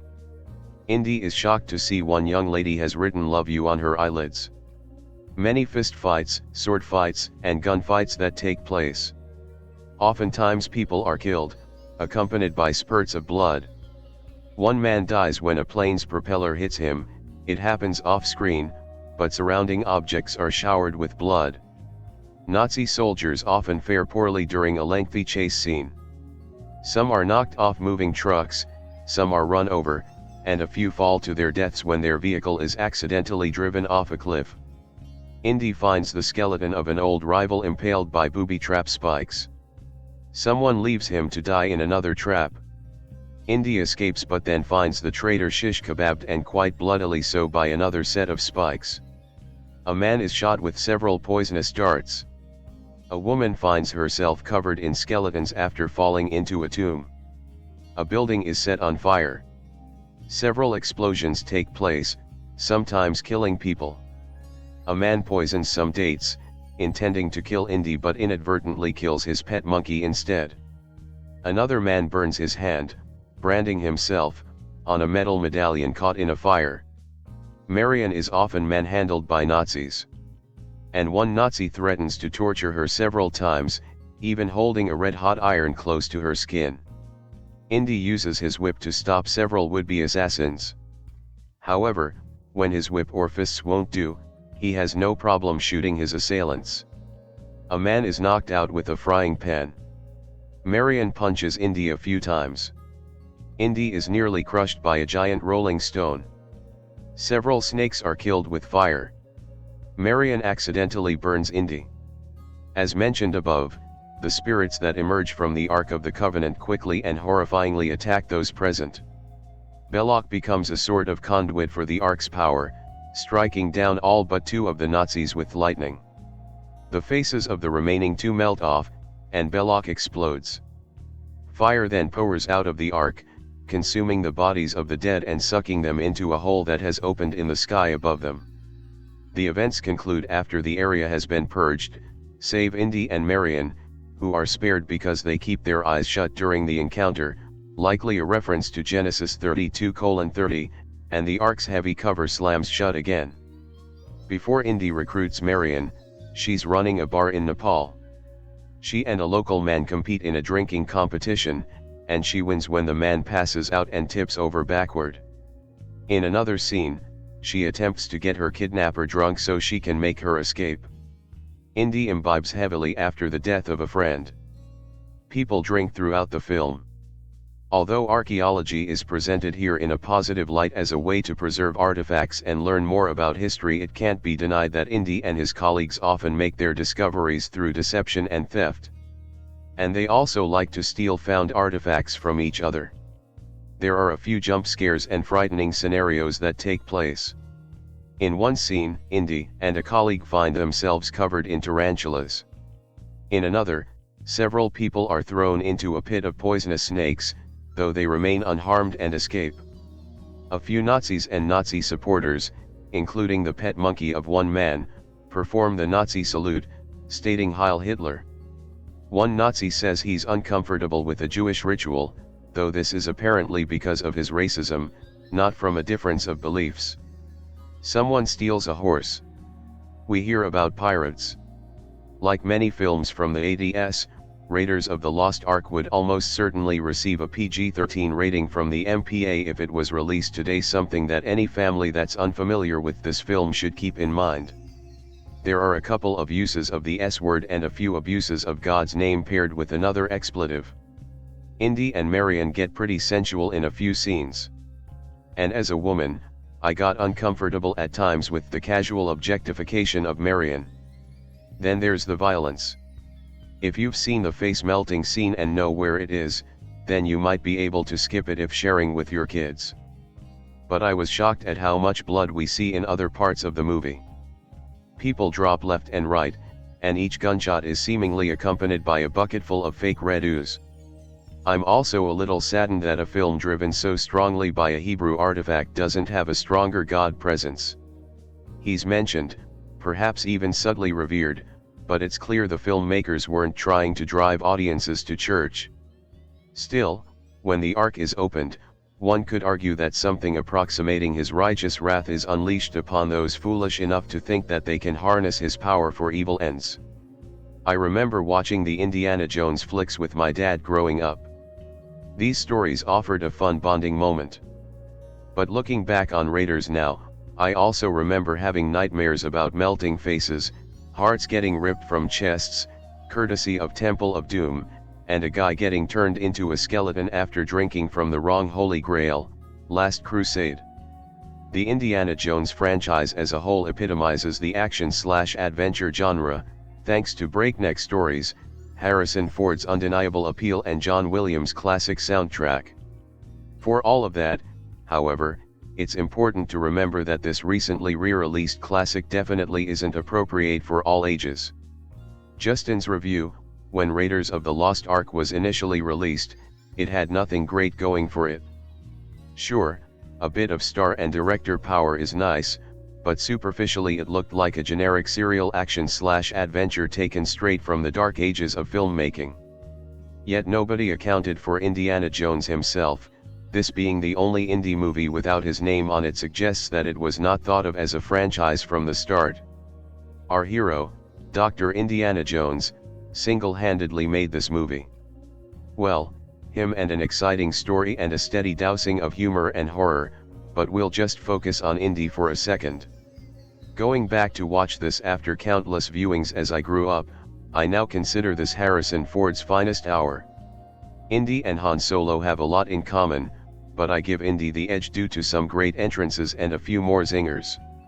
Indiana Jones is the working class of hero, he's ingenious and witty, has a never-say-die attitude, and most importantly, he's not afraid to rob the dead for a few minutes of fame and glory.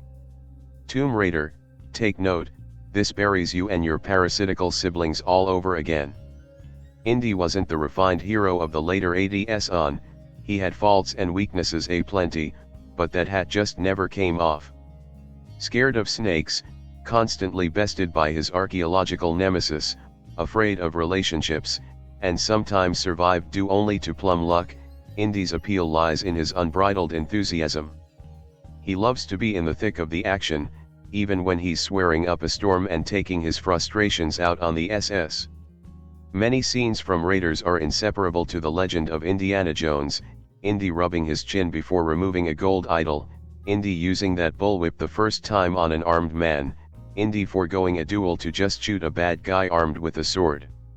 On a race against the Germans, archaeology professor cum adventurer Indiana Jones travels to the far corners of the 1940s world in search of the Ark that holds the biblical Ten Commandments. Its power is legendary, and Mina Hitler wants it to aid in his conquest. Once they get their hands on it, everyone finds out that history has a way of coming alive that's not exactly the History Channel way. As they said about the computer game Wolfenstein 3D, what better bad guys could you possibly have than the Nazis? Raiders' Nazis aren't exactly the joyless Schindler's List Goose-Steppers, but they have a serious edge when need be. The leader of the Nazi dudes is an uber creepy torturer, and I definitely wouldn't feel too comfortable with him holding a red-hot poker a few inches from my face either. It's therapeutic to see a hero of our generation get metaphorical revenge for past evils. Plus, we don't feel in the least bit sorry when a Nazi bites it. Speaking of which, this was one of those movies that you could sneak past your parents on the PG rating and get a heap full of violence and gore for your efforts. From a Spanish guy being thrice impaled on a booby trap to a big bad burning up and then being shot, Indy was all about the fist. Even though it's just implied with a spray of blood, just imagining what Mr. Propeller Guy went through still sends shivers through my system. And let us say a short prayer for the dude whose head melts in an orgy of red and white paint. That'll scar you as a kid, yes sir, but probably for the better. Chicks dig emotional scars. So many great things to say about Raiders, but I would be sorely remiss, and miss my sores, if I didn't mention the soundtrack. The John Williams score is one of the most memorable of Moviedom, and I still get the grins when I heard Indy's theme for the first time in this movie. It's not just the music, however, pay attention to the sounds as well. Foley artists had a field day with this movie, and it's hard to explain how well the sounds just make everything better. Such as the screams of the dead skeletons when Marion stumbles on them, or the slimy noises that the snakes make going through the wall, the whistles of blow darts, and even the sound of branding flesh. It is one test of a true classic to ask yourself, if this film had never been made and was released as is today, would it still be considered as good?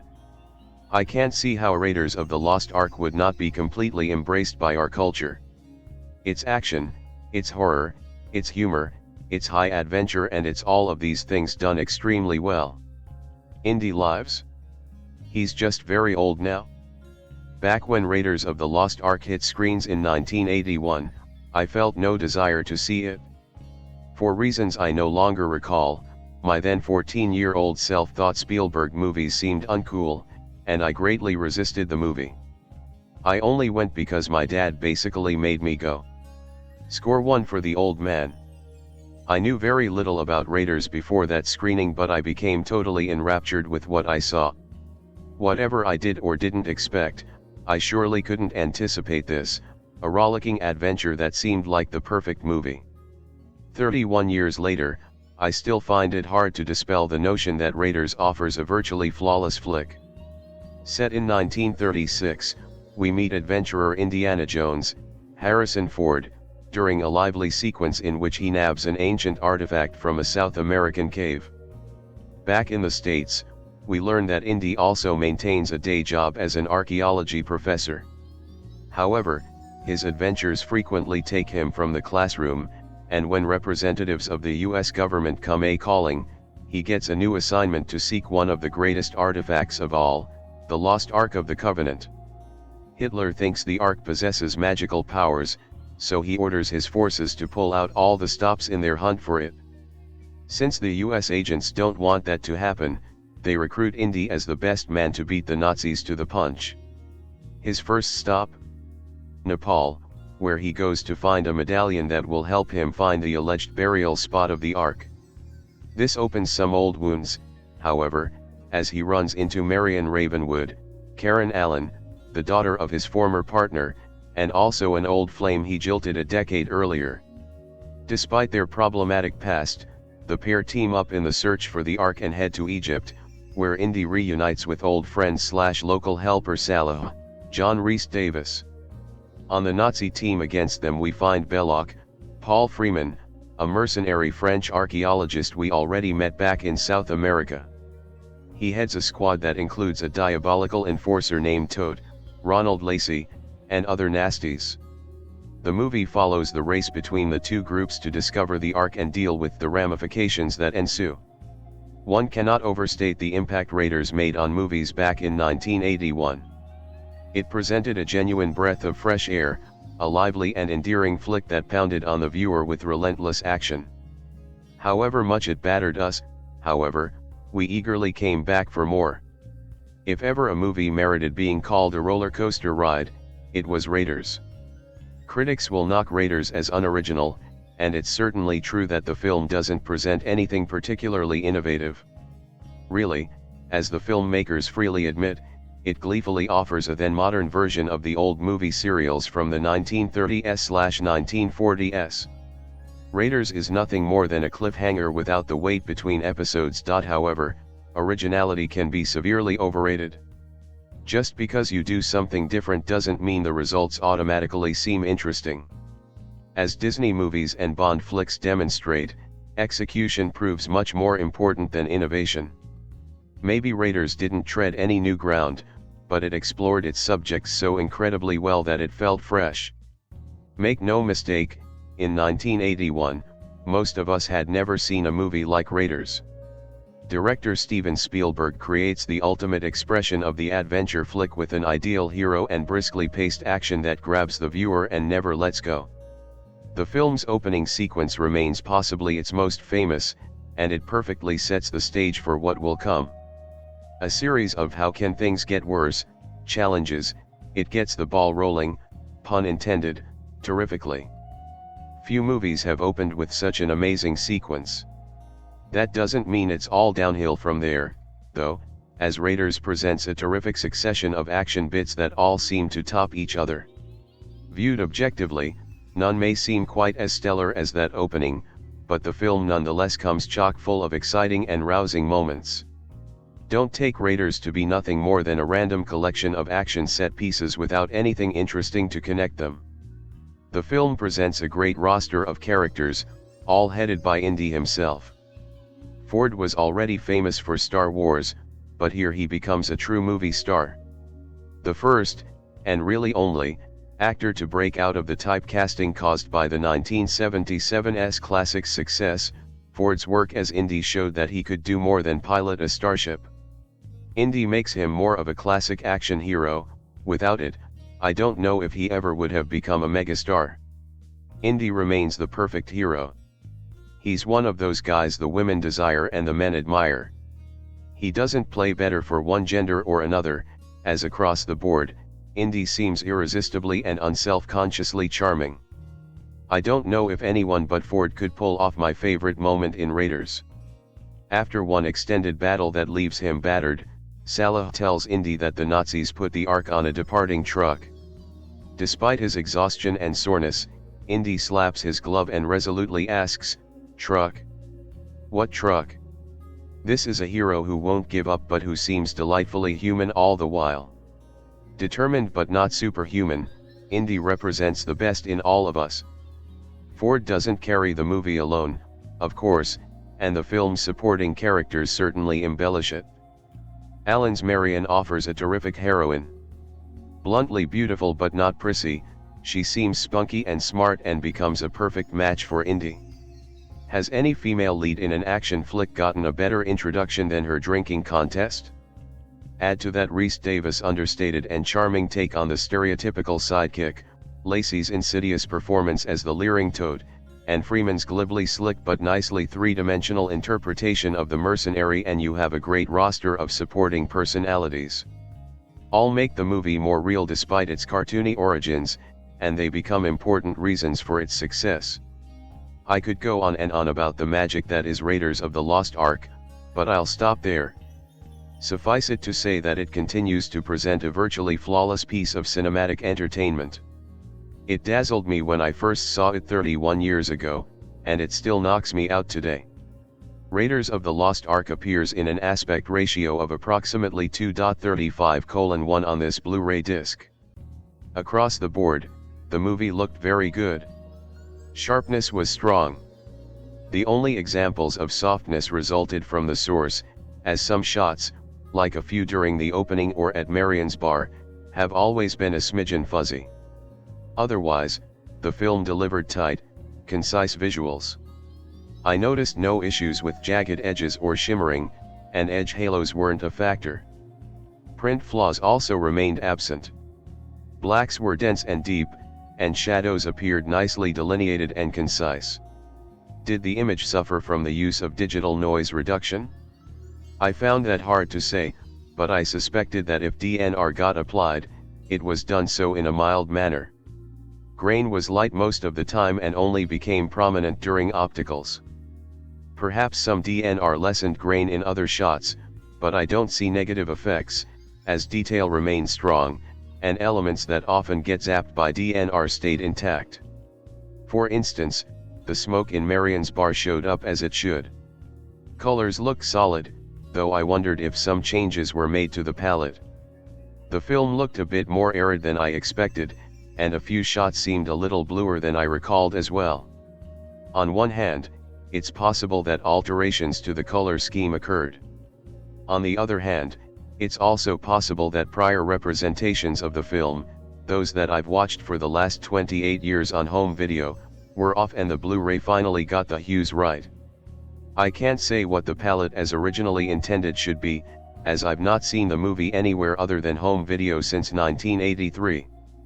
Because both come from the same era, I wouldn't use the 2012 IMAX reissue as a guide to the correct colors. It seems likely that it and the Blu-ray share the same hues. All I can state is that the colors looked a little different to me, not radically altered, but not the same, either. Despite some potential concerns with colors and DNR, I still felt quite pleased with the image. This isn't a case where I'm ignoring the visuals as originally intended and saying source be damned, it looks good and that's all that matters. In this case, I'm saying that while I think some changes may have occurred, I can't be certain, and I'm not going to fault the image without greater clarity. In addition, I feel that any potential alterations remain minor, nothing glaring or major affected the presentation. This still looked like the Raiders I've loved for 31 years. Let me provide two additional notes related to the transfer. First, many will note that the Blu-ray's case refers to this film as Indiana Jones and the Raiders of the Lost Ark. Personally, I refuse to use that alteration of the original title, and I'm happy to report that the folks at Lucasfilm didn't tamper with the credits on this Blu-ray's transfer, it still comes billed just as Raiders of the Lost Ark. One bit of digital noodling does occur, however, during the scene in which Indy falls among all those snakes. In the original movie, one could easily see Ford's reflection in the barrier that kept him from one of the critters. The transfer uses technology to erase that impression. It does so smoothly and works well. While not quite on a par with modern mixes, the DT's HD MA 5.1 soundtrack of Raiders of the Lost Ark seemed splendid for its age. The movie employed an almost shockingly active sound field that presented a great deal of auditory information. The score enjoyed solid stereo imaging, and the track offered much localized material. The mix featured a lot of different auditory pieces that were placed appropriately in the environment. These included a lot of elements from the rear speakers, and quite a lot of this showed stereo surround information. For example, during the runway fight, a plane zoomed distinctly from left to right in the rear, and the shots on the dock as Indy and Marion prepare to board the boat also featured unique elements in the two back speakers. I was surprised to get so much stereo information from the rear. The surrounds added a great deal of information to the track, and they helped make it an engulfing affair. Audio quality slightly showed its age but usually seemed very positive. The dialogue occasionally was a little hollow, and I noticed periodic examples of awkward looping. Nonetheless, the lines betrayed no signs of edginess, and they mostly sounded natural and distinct. John Williams' rousing score came across as bright and dynamic, with great definition for the various parts. Effects also showed a bit of thinness, but not often. The various elements mostly seemed accurate and concise, and those pieces presented surprisingly vivid low end. The bass of Raiders packed a real punch and helped bring a lot of life to the mix. Actually, bass response might have been a bit too strong, as low end occasionally threatened to become overwhelming.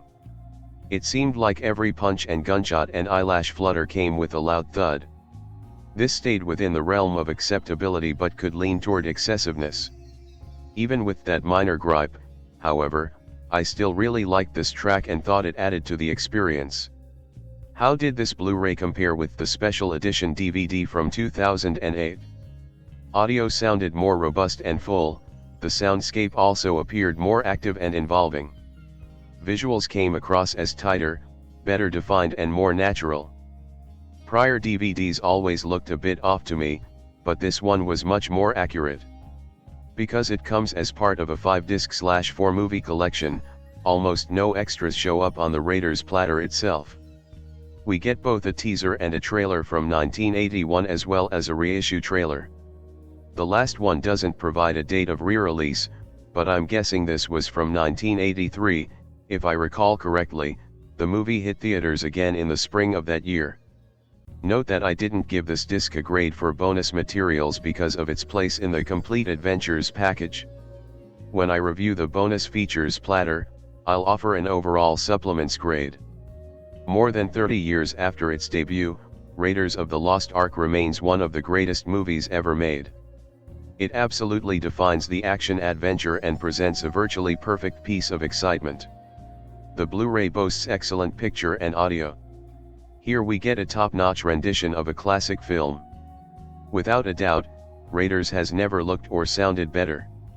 Note that as of September 2012, you can purchase Raiders of the Lost Ark solely as part of this Complete Adventures set that also includes 1984's Temple of Doom, 1989's Last Crusade, 2008's Kingdom of the Crystal Skull and a disc with bonus materials.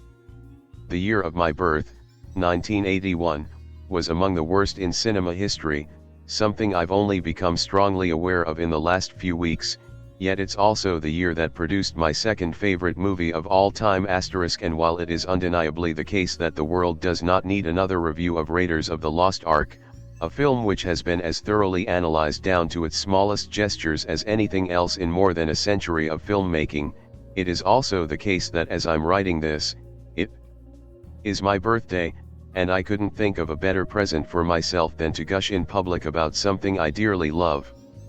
And another fanboyish rave for Raiders is also something the world does not need, but to hell with the world. Famously, Everything involved with the film's production is famously, the film was born from a conversation that super director Steven Spielberg and super producer George Lucas had once in the late 70s, when they were just hanging out as ridiculously powerful Hollywood types do. Spielberg confessed his desire to make a James Bond picture, something formulaic, generic, and completely fun and stylish.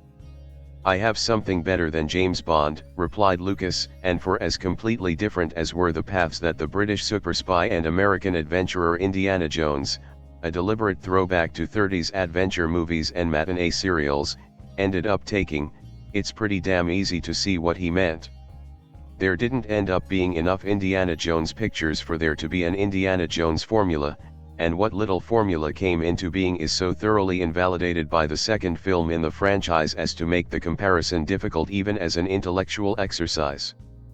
But look at the basic ingredients: an opening sequence totally divorced from the main plot, which thus serves no only to get the audience riled up right at the start, but to promise that this kind of thrilling adventure happens to Indy all the damn time. There are a lot of locations that get visited more to fill up the film's exotic travel budget than because there's any reason specific to that location that makes it an essential destination for the plot. Did Abner Ravenswood have to live in Nepal? Absolutely not, any more than Ernst Stavro Blofeld had to hide his lair in a Japanese volcano. There's a girl who the hero seems happy with but could be easily disposed of in between films without the audience much noticing or caring, as, indeed, she was, and at least at first, the character was pitched as such a generic every hero that he could have a new, equally valid adventure every other year without going stale, plus he could be played by a changing cast of superstars just as easily as Bond could. Now, of course, we know better, but when the film first entered pre-production, Harrison Ford wasn't attached yet. In fact, there seems to be some indication that his role of Han Solo in the Star Wars films specifically ruled him out for the role, George Lucas' heroes being carefully sequestered in their own separate series. Famously, that word again, the part was first cast with Tom Selleck. Famously, the producers of Magnum, P.I. refused to let their star out from his contract long enough to shoot a feature, which makes for the most fortuitous bit of executive pettiness on record.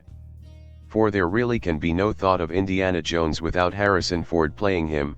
There could be an Indiana Jones, but not the Indiana Jones, and too much of the character's personality is tied up in Ford's very particular choices as to just how sardonic, just how much of a wounded romantic, just how much of a history nerd, and just how much of a charismatic rogue the hero ought to be, for any of us to honestly say that we can judge what the films would have looked like with Selleck or anyone else. Raiders of the Lost Ark is a simple quest movie. Its MacGuffin is one of the two most famous lost artifacts in history. They got to the other in the third movie, and the whole plot breaks down into the tiniest, most digestible concepts. Indiana Jones is an archaeology professor who is hired by the US government in 1936 to find the Ark of the Covenant before the Nazis can. In order to find its resting place, he has to find his old mentor. Instead, he learns that his mentor is dead, and only that man's daughter, and Indy's ex-lover, Marion Ravenswood, Karen Allen, has the sub-MacGuffin that points the way to the Ark's location. While the two of them hunt for the Ark, they fall back in love. The rest isn't all details, the rest is action set pieces. One of the utmost pleasures of Raiders of the Lost Ark, in 1981 or even more in 2011, is its brutal simplicity. We need to know, at most, 3 things about the Ark: it is lost, it can help the bad guys win World War II before it even starts, it is a for-real paranormal god box and not just an important relic, and they are communicated in extraordinarily clear words in the script that Lawrence Kasdan wrote from a story that Lucas co-conceived with Philip Kaufman, which genealogy should remind us all. If we need the reminding that George Lucas is not a lone genius. Virtually all of the plot we need to know for the entire rest of the movie is expressed in its third proper scene. I take the gloriously overwrought opening sequence to function as one very long scene set across a whole lot of locations, and the little bits of info we need to know that don't somehow make it are placed in really obvious spots and presented to us in sneakily fresh, Clever ways. Probably the most important exposition of the whole film after that scene is the radio for speaking to God speech given by the evil French archaeologist René Belloc, Paul Freeman, which is so effortlessly made to do quadruple duty, explaining the background mythology, acting as character piece for Belloc, who we haven't really gotten to know yet, deepening our feelings about Indiana, and giving us a chance to take a few nice long breaths for just a minute after a pretty insane stretch of action, that it doesn't even register that we're being talked at. The whole script is like that, breathtakingly efficient, immaculately constructed. It is as lean and free of waste as any American script of its generation. Do we need to know that Indiana Jones is afraid of snakes? Then let us put a single gag in the opening scene that gives the audience a chance to pull out of the incredible momentum that they've just been through. Then, when snakes return as a plot point, we can just have him say, "Snakes, why did it have to be snakes?" and it will communicate in one sentence an entire scene's worth of emotional content, particularly since we have gotten to know Dr. Jones so very well by now that we can just about guess what he's thinking even before he says it. Also, it helps if Harrison Ford delivers that and every other line with exactly no flaws whatsoever. There are few notable structural mistakes. The only one that has ever actually bothered me is that there's no sufficient moment to pull Indiana from his mourning over what he mistakenly believes to be Marion's death, to his glib, smug triumph at learning that the Nazis are digging in the wrong place. Everything else is either gotten through quickly enough that it doesn't register, or put over with enough brio by Spielberg that it's hard to care. Oh, Spielberg, who was, along with Ford, and composer John Williams, the Indiana Jones theme, or Raiders March as it is properly known, is one of the half-dozen best things he's ever put into a movie. One of the key reasons Raiders is what it is, even if it was at heart just a hack project for him, as the Indiana Jones film have always been his ones for George rather than the movies that he makes out of a need to express something within himself. He came to the project with something to prove. He was fresh off of the failure of the costly, overblown action comedy 1941, and wanted to prove to himself and Hollywood that he could bring in a movie under budget and on time. Jaws and Close Encounters of the Third Kind had also been bloated disasters on set, but they made so much money that nobody cared. He and Lucas had a secret schedule that got the film wrapped up early, and in order to keep to that rigorous schedule, Raiders was an absolute no-bullshit movie, with every shot set up chosen deliberately and for significant purpose. It was the most ruthlessly efficient movie made by a filmmaker who was then at the very pinnacle of his powers as a visual storyteller, and whatever problems people have had with Spielberg over the years, too sentimental, too commercial, he dictates the audience's emotions too heavily. There is no denying that he was one of the very best creators of a specific type of mainstream Hollywood fare in all of cinema history. Rare indeed is the populist filmmaker who knew how to communicate feeling through imagery, particularly the epic scope of the anamorphic widescreen frame. I would defend, in a knife fight if necessary, Spielberg as being the best director of the 2.35:1 aspect ratio in American history, and Raiders, shot by the underappreciated Douglas Slocum, is one of his absolute best efforts in that area. But we were talking about efficiency. Raiders is a singularly driven movie in which everything is done on purpose, and that means its nearly 2-hour running time is made up of virtually nothing but forward momentum, making it one of the most breathless, headlong adventure movies ever.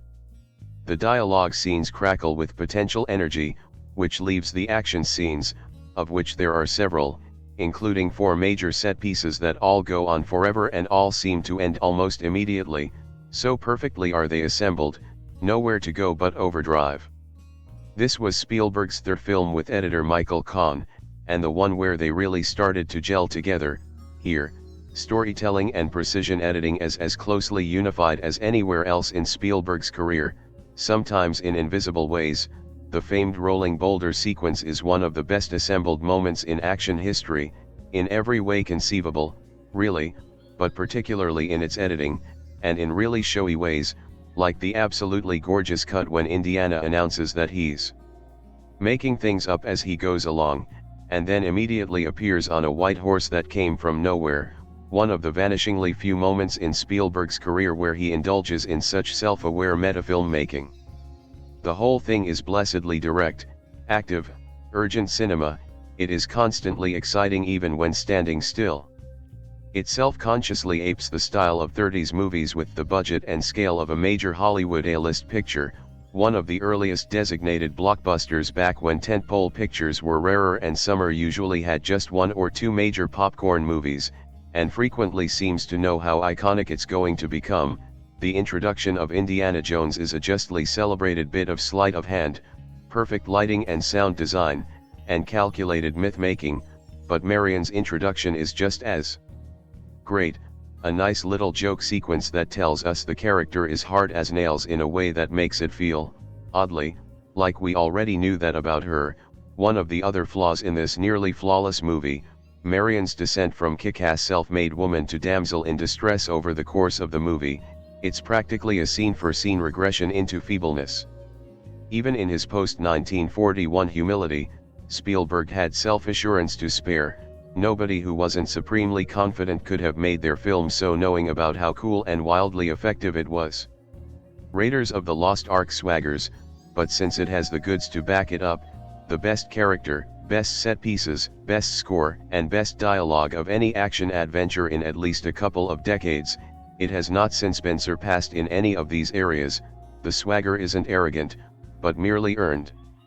This is the NE+ ultra of blockbuster filmmaking, a grandiose crowd-pleaser that relies on top-notch craftsmanship and artistic excellence rather than on marketing and star power, to transport and entertain and delight its audience. It is an elegant movie for a more civilized age. Directed by Steven Spielberg and starring Harrison Ford, Raiders of the Lost Ark is a 1981 adventure movie that is regarded as one of the finest blockbusters, whereas in my opinion it is incredibly overappreciated. It follows Indiana Jones in search of the famous Ark, also chased by the Nazis. Now, the story has excellent themes: the search for treasure, the heist, mystical objects, Egyptian mythology, the jungles, and excellent locations overall. But it never makes use of it with a tired and awfully predictable and cliched plot, which is of course dressed in the grandiose blockbuster clothing. And it literally copies the adventure movies from the 30s, not only for the themes but for it is set in that exact period. But it doesn't have the charm of those 1930s movies, neither in the actors nor in the tone, and it is never nearly as engaging or fun but rather dull and even annoying. But what's the worst is that it is filled with action after action instead of effervescent adventure. There are literally scenes that go for over 10 minutes of non-stop stupid action. And I blame this movie as one of the films that influenced others and started the stupid blockbusters over-reliant on spectacle. Okay, so the plot is weak, but what about the characters? They are even worse. The character development is so subpar here that it quickly warms its welcome. Indiana Jones is fun for many people, I get that. But he is annoying and obnoxiously arrogant that I wanted to punch him in the face. He is the typical Harrison Ford, full of himself character that I honestly absolutely despise, and he is the reason the movie does not work. His girlfriend is also not strong. She is better than the female character from the next movie, that's for sure, but she is nevertheless very forgettable. And all of the other characters are so thin and badly developed that I have no need to talk about them. The acting is good. Harrison Ford is okay in the role. I dislike him and the character, but there is no denying that he is a good actor and that he plays those types of roles very well.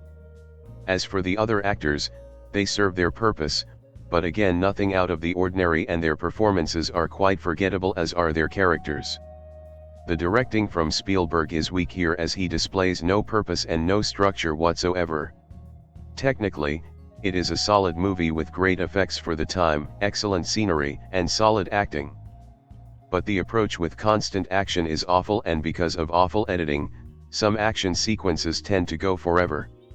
What is also troublesome is that the movie fails to bring any emotion or charm to the table whatsoever, and add to that weak and annoying characters and a typical story, and you've got an empty blockbuster movie that unfortunately influenced other American films to follow in its wake, which is why big budget movies nowadays are so bad. The movie is also undeniably predictable and also stupid in many scenes with expected mistakes that just go against reason. As for the sound, it's quite good and of course the score is iconic. But then again, even that score is not one of my favorites from John Williams and the movie relies on it a bit too much. As for the humor, it is awful. There is not a single moment where I smiled, not to mention laughed. And that is problematic because they evidently try. And the famous scene with the swords guy is not just ridiculous, but incredibly annoying and it gets on my nerves. And the tone in this movie is bad because it is too silly and not to mention that it possesses the unbearable amount of 1980s cheese. When the fourth installment of Indiana Jones nuked the fridge, many claimed that Steven Spielberg had jumped his own Jaws shark. Then again, the Raiders films always walked that line. Look no further than The Temple of Doom, 1984, where Harrison Ford, Spielberg's future wife, and that shrimp from the Goonies safely parachuted thousands of feet in an inflatable raft.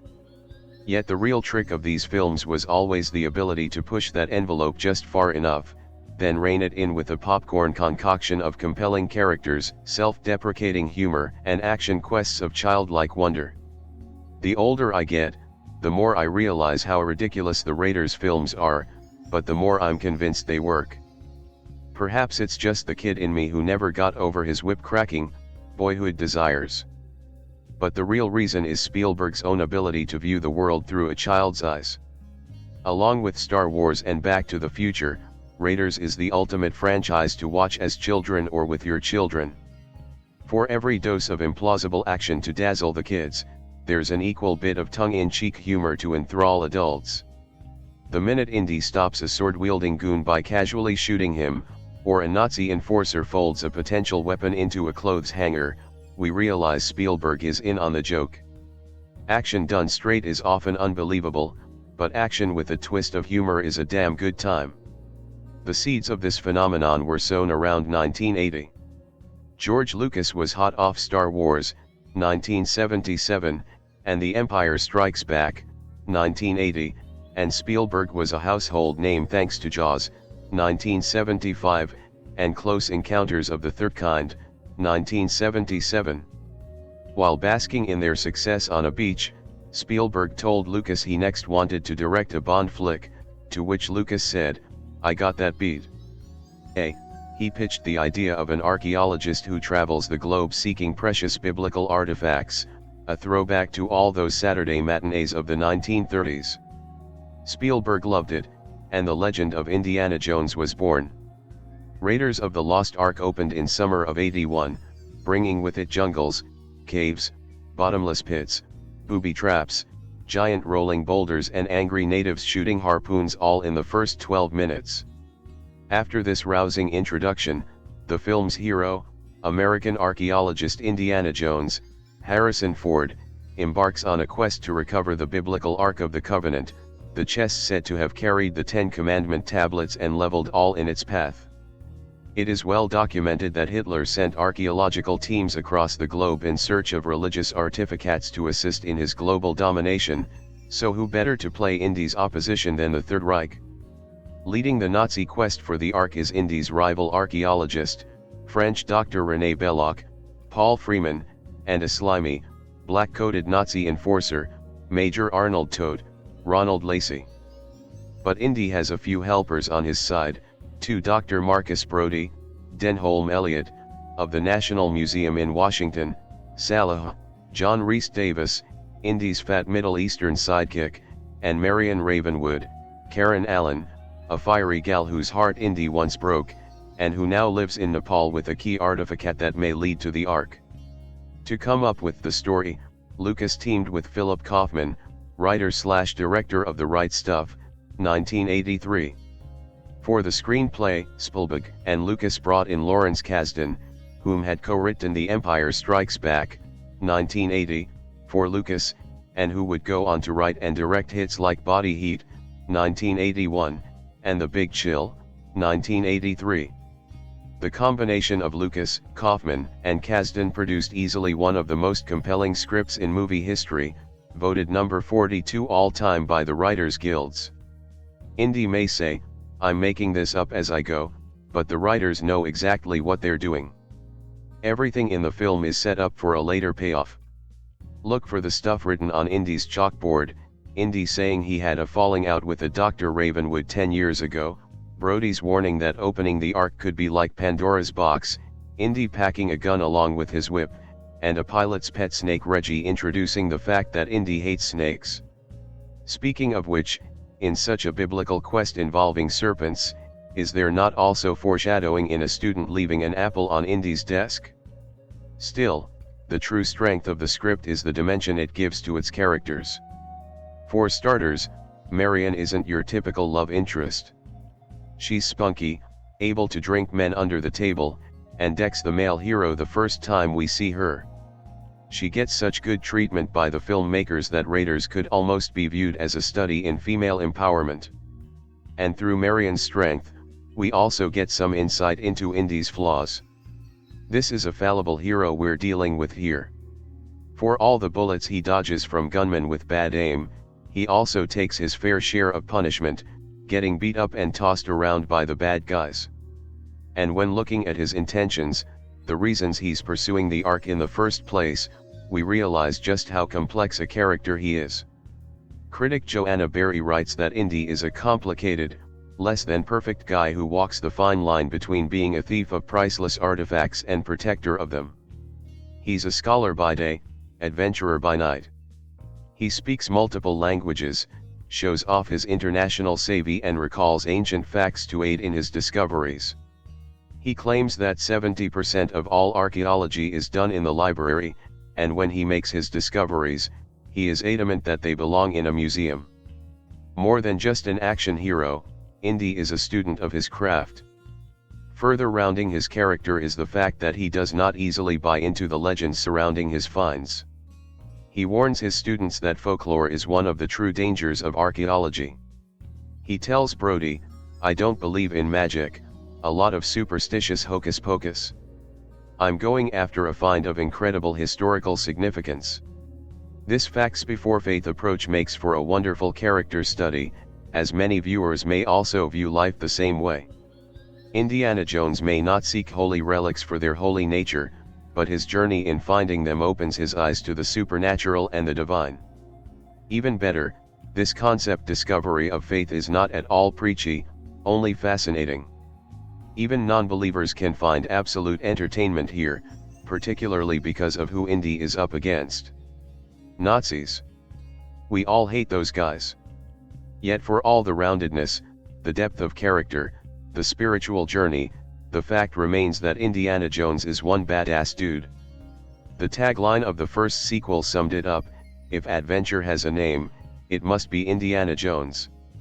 In the entire century-plus history of cinema, no character is more synonymous with life-risking heroism than Indiana Jones.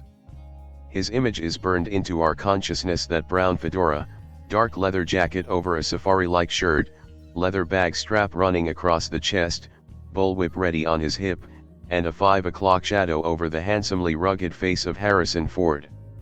The AFI voted Indy the second greatest movie hero of all time, behind only Atticus Finch, the moral father figure of To Kill a Mockingbird, 1962. Yet if Atticus is the man we all want to be in the real world, Indy is the one we would choose to be in a world of make-believe. It was the role of a lifetime for Harrison Ford, and remains the character for which he is best remembered. Ironically, Ford wasn't the first choice. The part originally belonged to Tom Selleck, who turned the role down in favor of TV's Magnum, P.I. 1980. After also testing Tim Matheson, Peter Coyote, and Nick Nolte, Lucas and Spielberg decided on Ford, whom Lucas discovered in American Graffiti, 1973, and who was already internationally known as Han Solo from Star Wars and Empire Strike Back. It was the perfect fit, something increasingly apparent the more we see Ford off-screen. In a fascinating difference from his on-screen persona, Ford keeps a certain distance in interviews. He never seemed comfortable as the mainstream draw, and his measuredness seems like an attempt to maintain some sort of intellectual dignity. Yet he's agreed to play the role 4 times, and every time he dons that hat, he comes alive with rare charisma. It's almost as if Indy is the adventurer, and Ford is the professor back at the university. If the role of Indy was the perfect fit for Ford, then Raiders was the perfect fit for Spielberg, who seems to have a blast making it apparent the minute he fades from the Paramount Mountain logo into a real mountain, a trademark he kept through the sequels. That said, Raiders of the Lost Ark is not the type of film that showcases direction in the way a Citizen Kane, Rear Window, or Godfather does. It is an entertainment film, and a damn well made one. Honestly, it can be hard to break down Raiders cinematically, because we are so sucked into the story, that we forget to look for technique. As Spielberg once said, "My job is take that technique and hide it," which is means for praise in one school of thought that direction shouldn't draw attention to itself. Raiders will never excite me in the way The Searchers does with its mise-en-scene, or Raging Bull does with its character study, or Blue Velvet does with its daring themes. And yet, I am constantly amazed at the genuine look of the picture, like a living, breathing comic book, the slow disclosure of the hero, the creativity of the action sequences, and the fact that the first 10 minutes are done with almost no dialogue. The film earned Spielberg his second Best Director nomination, after Close Encounters, and remains one of his proudest works, personally. I can't go back and look at a lot of my movies without either punching holes in them or just kind of like flinching and going, "Oh, I could have done that better," Spielberg says. I have probably a handful of films that I've directed that I can watch objectively, as if I didn't have anything to do with the movie, and Raiders is one of those films. As he would his entire career, Spielberg has two big assists. First and foremost, John Williams. It was he who was the one tie between Jaws, Star Wars, and Close Encounters, and by the time Raiders came along, Williams stepped up once again. One can certainly argue the themes for Jaws and Star Wars as superior, but the Raiders March is a piece any composer could hang their fedora on. It's hands down one of the most recognizable pieces of music in history. Yet the triumphant march is only half the story. Check out the heartstrings of Marion's theme or the mystical horns of Miracle of the Ark. The music surely would have won Best Original Score had it not gone up against Vangelis' theme for Chariots of Fire, 1981, one of those rare anthems that's long transcended the movies. The second huge assist came from the visuals and visual effects departments. Spielberg's entire body of work speaks to his intense fascination with such possibilities. The opening of Raiders, with Indy chased down by a rolling boulder, is not only iconic, but an amazing art department achievement. The Well of Souls, overflowing with snakes, is one of the more skin-crawling set pieces in history, and Indy's face-to-face encounter with a cobra still thrills. The Cairo sequence is no less impressive, same for the burning shootout in Marion's saloon, the horseback chase of a Nazi transport truck, the high-seas seizure of a German sub, even the vast warehouse in the final shot. The flying spirits and melting faces remains a special effects landmark, and the map graphic of Indy's plane bouncing from city to city is the perfect example of a simple effect with iconic results. It should be no surprise that of the film's 8 Oscar nominations, the 4 it won were all for technical categories: set direction, visual effects, editing, sound, as well as Special Achievement Award for sound effects editing. The sequels would only continue this trend, as both Temple of Doom, 1984, and The Last Crusade, 1989, each won Oscars for visual effects.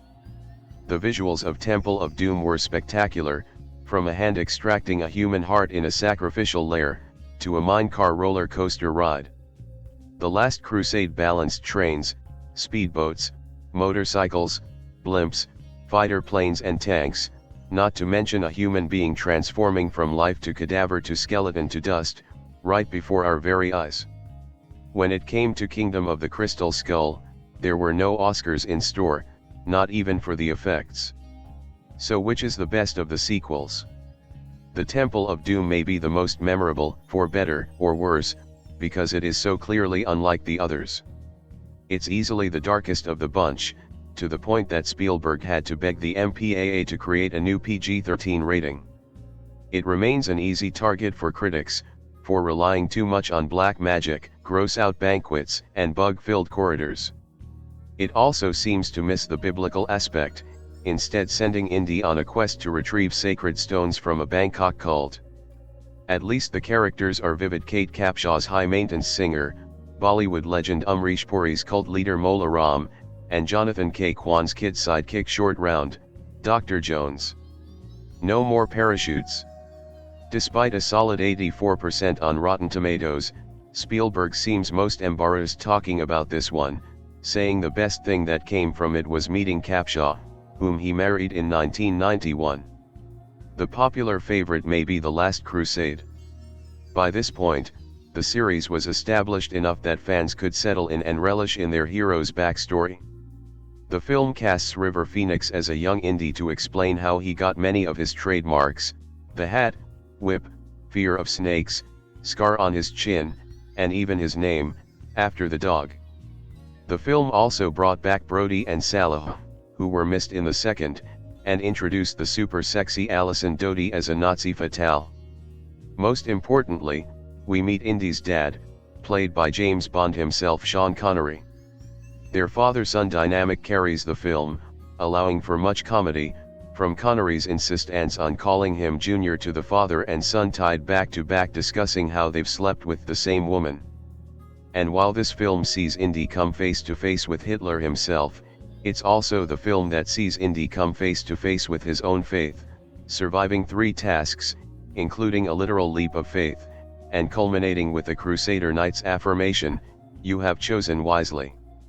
The script also kept with the Raiders' tradition of clever foreshadowing, for instance, "One step away. That's when the floor falls out from under you." At 89% on Rotten Tomatoes, the film has second highest score of the series, and is one of the few sequels to make the IMDb Top 250. After a nearly 20-year hiatus, which saw the TV series The Young Indiana Jones Chronicles, 1992, Spielberg and Lucas decided on a 4th installment, The Kingdom of the Crystal Skull, 2008. The film brought back Ford and Allen and added Cate Blanchett and Shia LaBeouf to the mix, but it was a flawed proposition from the start. Not only was Harrison Ford showing his age, but Spielberg and Lucas could not pull Connery out of retirement, could not agree on a script, perplexingly confused The Great Adventurer with an X-Files episode, and nuked the fridge with a visual choice that made the entire thing look like it was done on green screen with CGI. If Spielberg was a kid in a candy shop in the original trilogy, Crystal Skull was the day the kid took over the shop, got a sugar high and burnt it to the ground. The problem with the entire film was right there in its opening shot. It tried making a mountain out of a molehill, a good film out of a bad script. The 76% on Rotten Tomatoes was more than generous. I hated it. Regardless of which installment is your favorite, there's no denying the original indie flick, Raiders of the Lost Ark, is the one all the others depended on, the only one nominated for Best Picture, and the one most deserving of any best list. Those who insist on one of the sequels likely weren't around for the original's release in 1981, where the $23 million film grossed more than $242 million in the US and $384 million worldwide. Today it remains the 16th highest grossing movie of all time, adjusted, and carries an astonishing 8.7 rating on IMDb, tied for 13th all time. Along with Jaws and Star Wars, Raiders completed the three-headed beast that called for the summer blockbuster. Raiders of the Lost Ark is one of those films that is never going away, even if today's audiences take for granted its impact. The Goonies, 1984, Romancing the Stone, 1984, Jewel of the Nile, 1985, The Mummy, 1999, Lara Croft, Tomb Raider, 2001, National Treasure, 2004, The Da Vinci Code, 2003, and Angels and Demons, 2009, owe almost 100% credit to the Raiders series. Add to that a Disney World attraction and a History Channel documentary on the real-world sources for the indie artifacts, and you have a cultural phenomenon. No joke, The other day my girlfriend and I were watching Last Crusade, and the minute we turned it off, we saw a reference to Indiana Jones on CSI. Indiana Jones is beyond a movie character at this point. He's what Hercules was to the Greeks, what King Arthur was to the Anglo-Saxons, what Superman was to the mid-20th century. He's our latest cultural myth. This film, directed by Steven Spielberg, screenplay by Lawrence Kasdan, story by George Lucas, produced by Frank Marshall, starring Harrison Ford, cinematography Douglas Slocum, edited by Michael Kahn, music by John Williams, production company Lucasfilm Ltd, distributed by Paramount Pictures, release date June 12, 1981, running time 115 minutes, country United States, language English, budget $20 million, box office $389.9 million.